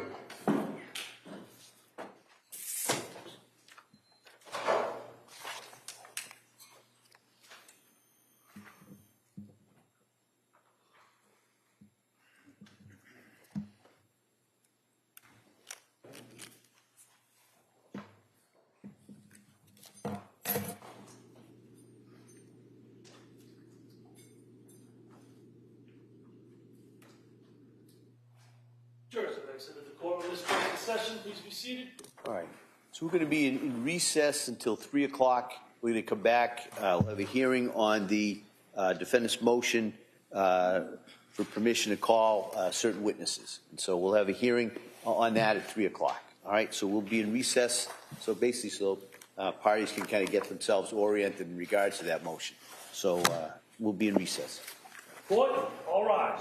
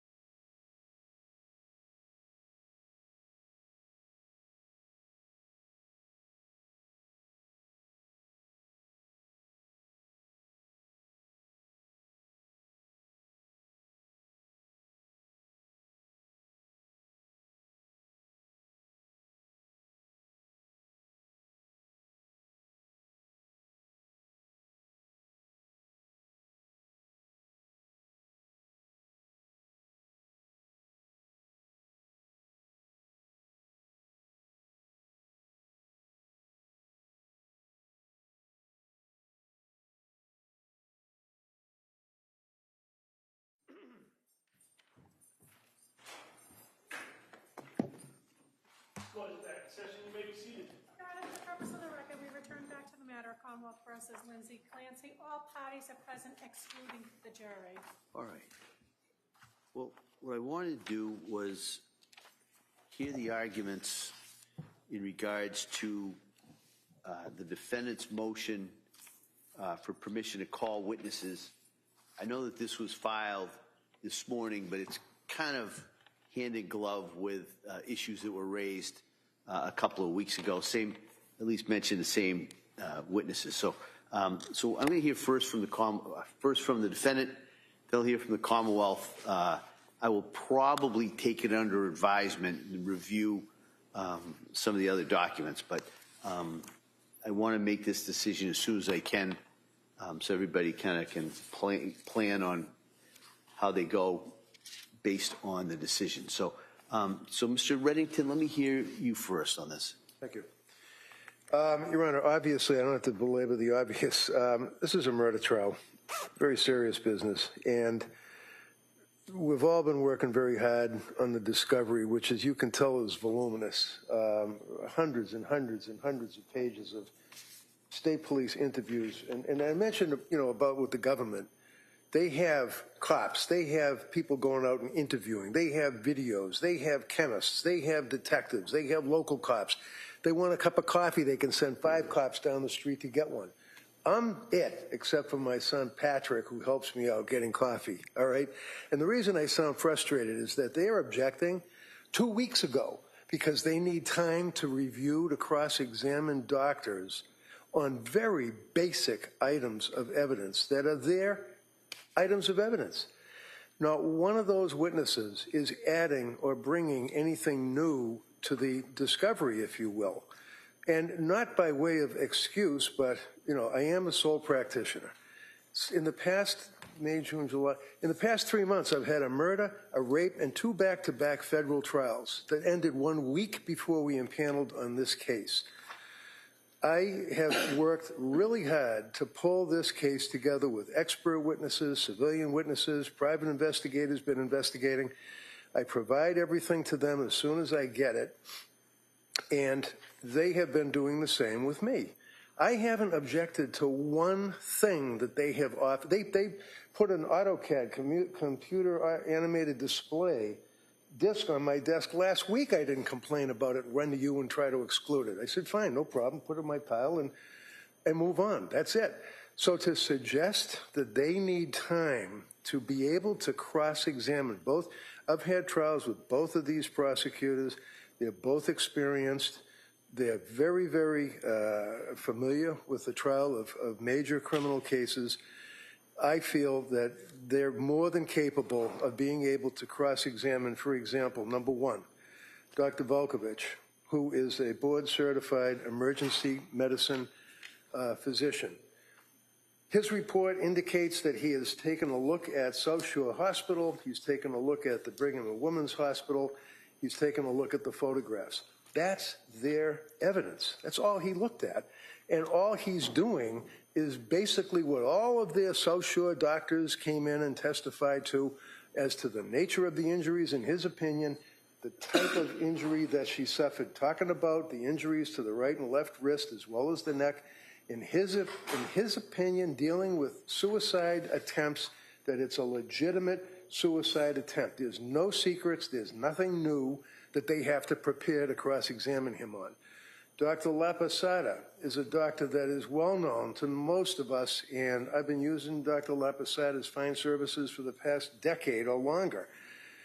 I know that both of these attorneys are familiar with her. She's not bringing anything new to the table. She's bringing her opinion based upon their evidence as to the medical records, x-rays, all of the rest of the indicia of the injury that she suffered. Now, they're talking about Lindsay going out and hanging off of a window and then doing, like I said, the Spider-Man slide down the side of the house, apparently. Absolutely ridiculous. She dove out that window, she hit her head, and she suffered what Dr. Laposada refers to as a Jefferson fracture of the spine that is very, very, very typical for this type of an injury. When somebody dives into the shallow end of a pool, they get that injury, unfortunately. When somebody kids are on a boat and they're drunk and one of them jumps off a mast into the shallow end of the water off of Cape Cod. They get that type of injury. Superman, when he gets thrown off the horse, 6 feet high, same injury. That's all. She's not bringing any esoteric theory to this case that they need time to prepare. Interestingly enough, the Brigham and Women's Hospital records do make reference to the Jefferson fracture right from jump. She also assists me, as she always does, on autopsy photographs, any indicia of injuries, and it's her opinion that if they try to say that there are bruises to these little babies that were inflicted by her, they're absolutely wrong, and Dr. Laposada would indicate that these are consistent with either EMT, God bless those first responders, but they were in a panic and they're trying to take care of these kids and pick them up and run them up to their trucks and vehicles. So, and other, obviously, the interosseous injection into the legs, the shins, the thighs, all of these bruises are from medical intervention, not Lindsay Clancy. That's what she would testify to. That's it. They don't need time to prepare to cross-examine for that. Finally, I have Dr. Condy. Dr. Condy signed even better than a report. He signed an affidavit. And again, it's based upon medical records that we all have. Way back when this case first started, the government presented the case to the grand jury. First thing I said to Lindsay was sign a release. Let the government get all the medical records. We'll all have access to them. This case is obviously going to be predicated upon the medical records, psychiatric records. We signed every release. They got every document and had them into the grand jury. I got copies. They have copies. Condy would testify to the horrific, in his opinion, failure to comply with the standard of care that would govern psychiatrists, psychologists, Dr. Tufts, who's going to be testifying tomorrow, nurse practitioner Gelada, the other individual from the McLean Hospital, all records that they've had for years. So they don't need time to prepare for cross-examination. So weeks ago, counsel, after I gave them copies of all of these reports and affidavit, strike that, I'm sorry, the reports I just got, and I just sent them the affidavit from Condy they already have, I disclosed to them what my opinion would be of the opinions from these doctors that would be testifying, and the report carries that out. I suggest to the court that to strip Lindsay's ability to present evidence in support of her defense, number one, it would not be in the interest of justice. I'd like to hear a DA stand up and say, in the interest of justice in this case, because weeks ago we got this information and we're not prepared to testify, to cross-examine the testifying witnesses, I think even Your Honor would agree is a disingenuous argument. She came in and said to you, Rule 14 matters, and it applies to the government just as it applies to the defense, and therefore you should exclude these witnesses. Well, if I messed up, and it's my trial schedule that caused me to not be able to have written reports of the stuff that they've had for years to prepare to cross-examine these witnesses, then it's my fault, and it deprives her of effective assistance of counsel, because that would then deprive her of her defense. This is a pathologist, an emergency room doctor, and a doctor who would testify to the standards that would apply to these doctors that they're going to call as their witnesses, which is another interesting fillip, if you will, where they're calling Tufts, Gelada, the other individuals from McLean, all treating physicians of her that are all lined up to come in and testify against her on this case. Fine, bring it. But at least give me the ammunition to counter it. Let me ask you this, I kind of go backwards. In regards to Dr. Condy, the affidavit really speaks more towards the standard of care. That's right. He's not giving an opinion of criminal responsibility. Right, but I'm struggling to see how that comes in. Now, maybe. Well, he's the doctor that I'm using for toxicology. That's what I feel. But the reason I'm asking that is I'm not sure in this case, is this the standard of care necessarily as relevant as to in regards as opposed to causation? Do you know what I mean? That well, yeah, I think the standard of care does speak to causation. He doesn't have to use it as standard of care. He can use it as his opinion as to the first doctor that she spoke to, Dr. Tufts, when she presents with a bipolar 1 presentation, and then Tufts prescribes an SSRI to her, which flies in the face of any rational psychiatrist and what they would prescribe and do. He's more than qualified to testify. That's a different question, and that may be more admissible than someone saying, oh, I found what the standard of care, and I find that this violates it. If we have got an expert who says, listen, I am qualified, I looked at these records, I disagree with that treatment, I'd be more inclined to allow that than to get into the standard of care, which is obviously consistent more with the civil world. So with that, I can reach out to Dr. Conde and have him delete reference to standard of care in his report and address the actual treatment as to an opinion as to its appropriateness. But again, on the issue that they're raising, that they need time to prepare to cross-examine, I don't think that lies even if he revises his report by removing standard of care. Well, let me ask you this, because I haven't had an opportunity. This is probably what I'm going to have to look at tonight. Is Dr. Conde adding anything to the expert disclosures that have already been made? Because I know there's disclosures. He's taking the medical records, Tufts, Gelada, McLean Hospital, and just commenting on the care and the treatment that was presented to her as a patient looking for help.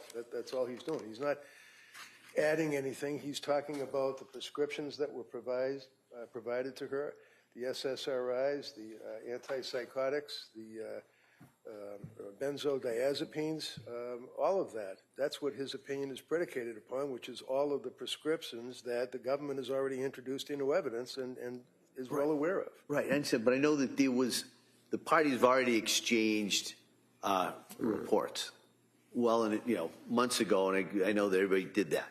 And I haven't had a chance to review specifically the defendant's reports. And is there an expert who is going to address these kind of issues already? No. Dr. Conde was my toxicologist and my physician that would give an opinion as to the appropriateness of the treatment that she received, especially as it relates to the prescriptions. I mean, Dr. Laposada is a pathologist. She has nothing to do with it. Dr. Zeisel is a psychologist. He has nothing to do with it. Dr. Resnick is a psychiatrist specializing in infanticide. He's not addressing that issue, and nor is Dr. Spinelli, who is a postpartum depression, postpartum psychosis expert. So Dr. Conde is my expert for toxicology and care, level of care that she received. All right. Which guts the defense if their argument that they need time to cross-examine or prepare results in an exclusion. Okay, come on. Thank you, Your Honor. With regard to Dr. Conde, one of my points is going to be that his affidavit addresses the standard of care, which is more of the civil issue, but you've already addressed that with defense counsel's pivot that he would then instead testify about the treatment of the defendant in toxicology. Looking at the affidavit in which he outlines his qualifications, he's not a toxicologist. He's a physician licensed here in Massachusetts. He's done a residency in general psychiatry, child and adolescent psychiatry, and forensic psychiatry, but he's not a toxicologist. And also, it's not just us having all the same records that makes for cross-examination to be fundamentally fair. There's more to cross-examination than just having the underlying data. It's also knowing more about the expert, being able to look into their publications and their prior testimony and being able to prepare to rebut anything that they might testify to. And where we have this late disclosure, which was 1 week prior to trial, starting, that's fundamentally unfair to the Commonwealth. And I think what Dr. Condi would be testifying to, if it's just limited to her treatment and what was prescribed to her, that's covered by the other 3 experts that defense already has. They all talk about her treatment, the prescription she was on, and the effects those had on her. So I think that would be redundant, and it would be unfair to the Commonwealth to add this 4th expert to talk about the same things that the other 3 experts are going to talk about when we haven't had a chance to prepare for this particular expert.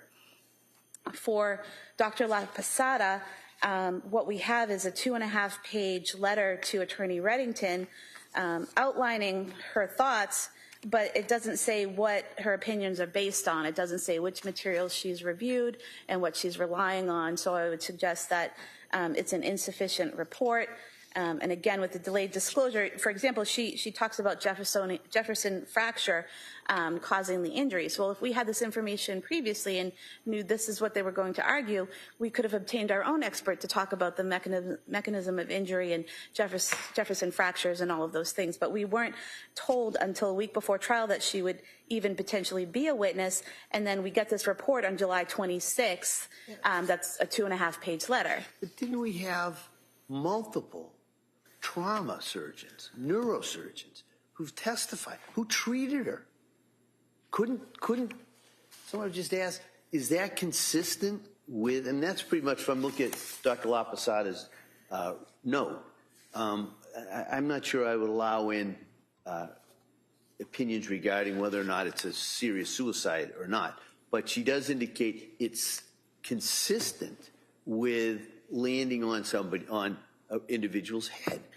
Well, Your Honor, we had a trauma surgeon from the South Shore Hospital testify who said that the injuries that Ms. Clancy sustained were a level 1 and she had to be transported to another hospital where doctors who were trained in those injuries could operate on her. So we didn't think that she would have the knowledge and the training and experience to testify about the nature of those injuries and how they occur.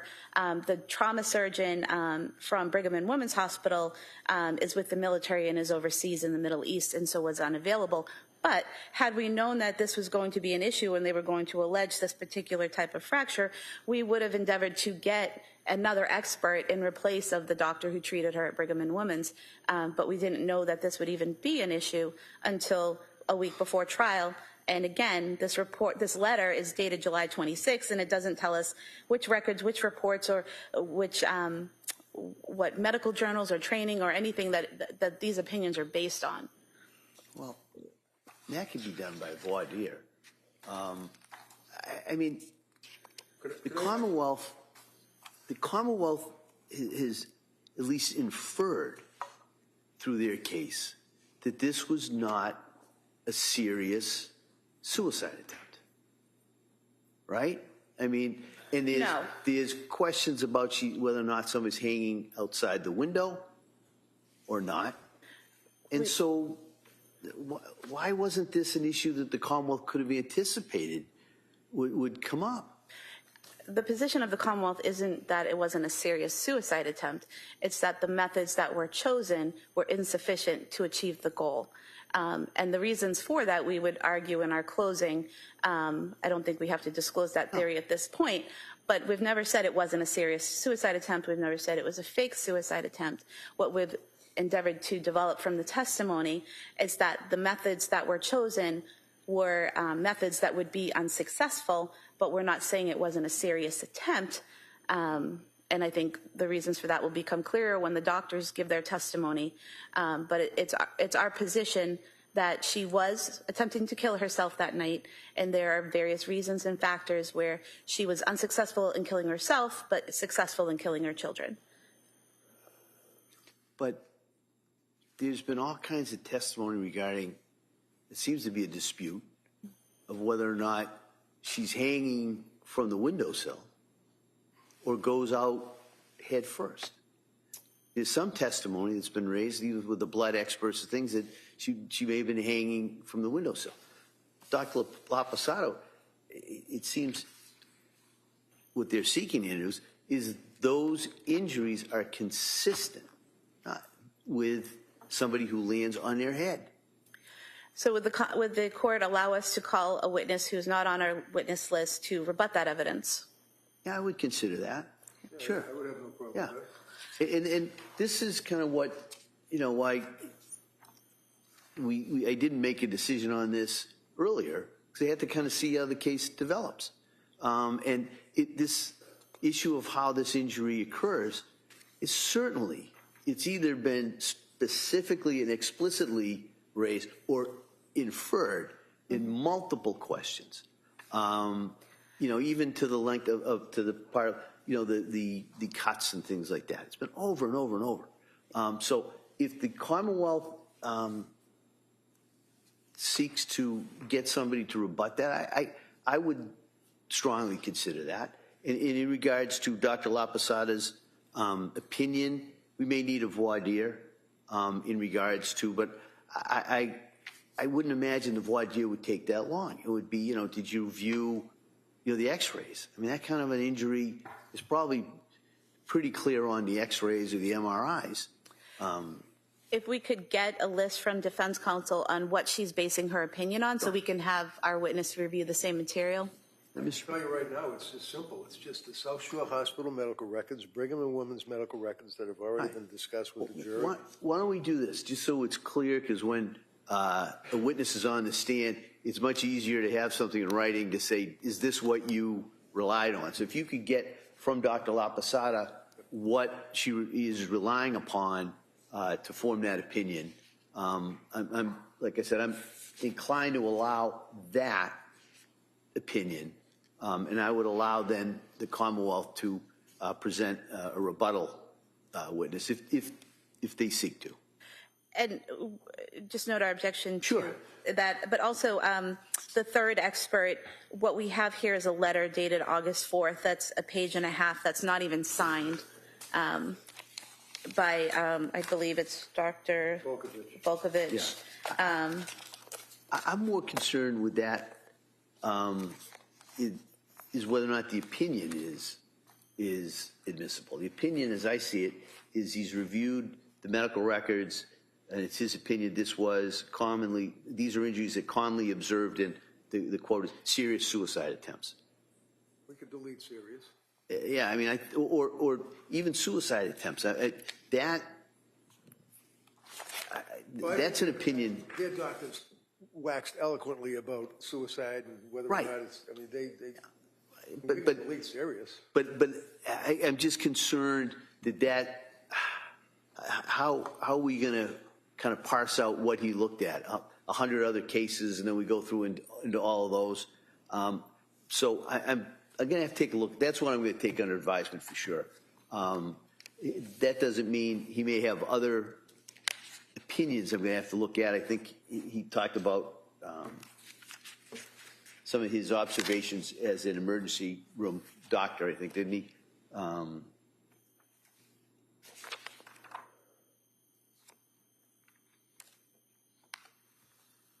Yeah, I'm more reluctant to allow in that individual's opinion that this was a suicide attempt. So their South Shore doctors are able to talk about, superficial, as we've heard for a week now, but his opinion that it's consistent with what he's observed in his emergency room treatment is not admissible. No, that's not what I'm saying. Oh, I'm sorry. What I'm saying is that he can't necessarily give the opinion, I've looked at this, it's my opinion this was a suicide attempt. But he could certainly testify, I've looked at the cuts, these are, the phrase superficial. I think that's been kind of mixed up in this whole thing too. That seems to be more of a medical term as opposed to that. They basically beat it to death with not being a medical term until we were able to show that in fact it's it was deep, 3.5 and 2. Okay. Yeah, I mean, if you want to call this doctor, he's going to say, that's a significant cut. Okay. That's different than saying, looking at that, I find that this is a suicide attempt. Just like there's never been an opinion here that this was not a suicide attempt. That's probably something that the jury now, but it wasn't a week ago. Well, that's going to probably be for the jury to determine. But I would allow kind of going into the characteristics that have already been testified to. And I don't, we need a further voir dire on that doctor as well. But I think he lists in there kind of what he reviewed. But He did. yeah. Yep.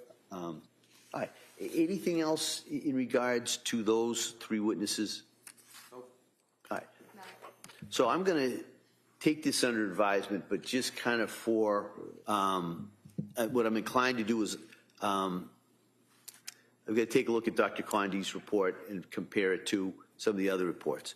I'm inclined to let Dr. La Posada testify to that the injuries are consistent with basically a fall on the head. And the last doctor I've got to take a look at kind of his language, but I would not be allowing in that his opinion that this is a suicide attempt. But he may testify as to all the other observations that he took from those records. All right. Understood. Just no my objection for what it's worth. All right. And so I'll note the Commonwealth's objection. I'll note the defendant's objection. And so, and like I said, I'll take it under advisement, and everybody can renew those objections As again. it relates to Condi, once you make your decision, you let me know. I can certainly reach out to him and have him delete this standard as to standard of care and just reference the actual treatment and prescriptions that you received. All right. All right, so I'll take a look at this. I'll have this tomorrow morning for everybody when you come in. Great. All right? Thank you. So anything else we need to address? Just in case there's a problem, Dr. La Posada has been working with a gentleman by the name of Mr. Drake, Drake Laboratories, that is putting together an auto computer animated display of coming out the window, the injuries to the neck, showing the vertebrae and that type of thing, which is all based upon evidence that's already in evidence here. So I haven't got it yet. It's not done yet. So I don't want to not say anything about it now because they'll be objecting to it tomorrow, I'm sure. I assume we'll have to take a look at that and give the Commonwealth the opportunity to review it and hear the arguments in regards. It may be something nobody has objected to, or maybe, I don't know. All right? Would have an objection to it, and it goes You don't back, know. You haven't seen it.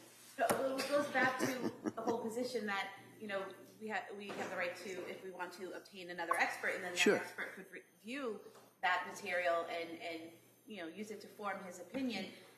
This is different than the 3D diagram of the house that the Commonwealth gave. The defense was on notice that was coming, the basis of it, the measurements, what the house looked like itself, and so that was turned over. This is completely different.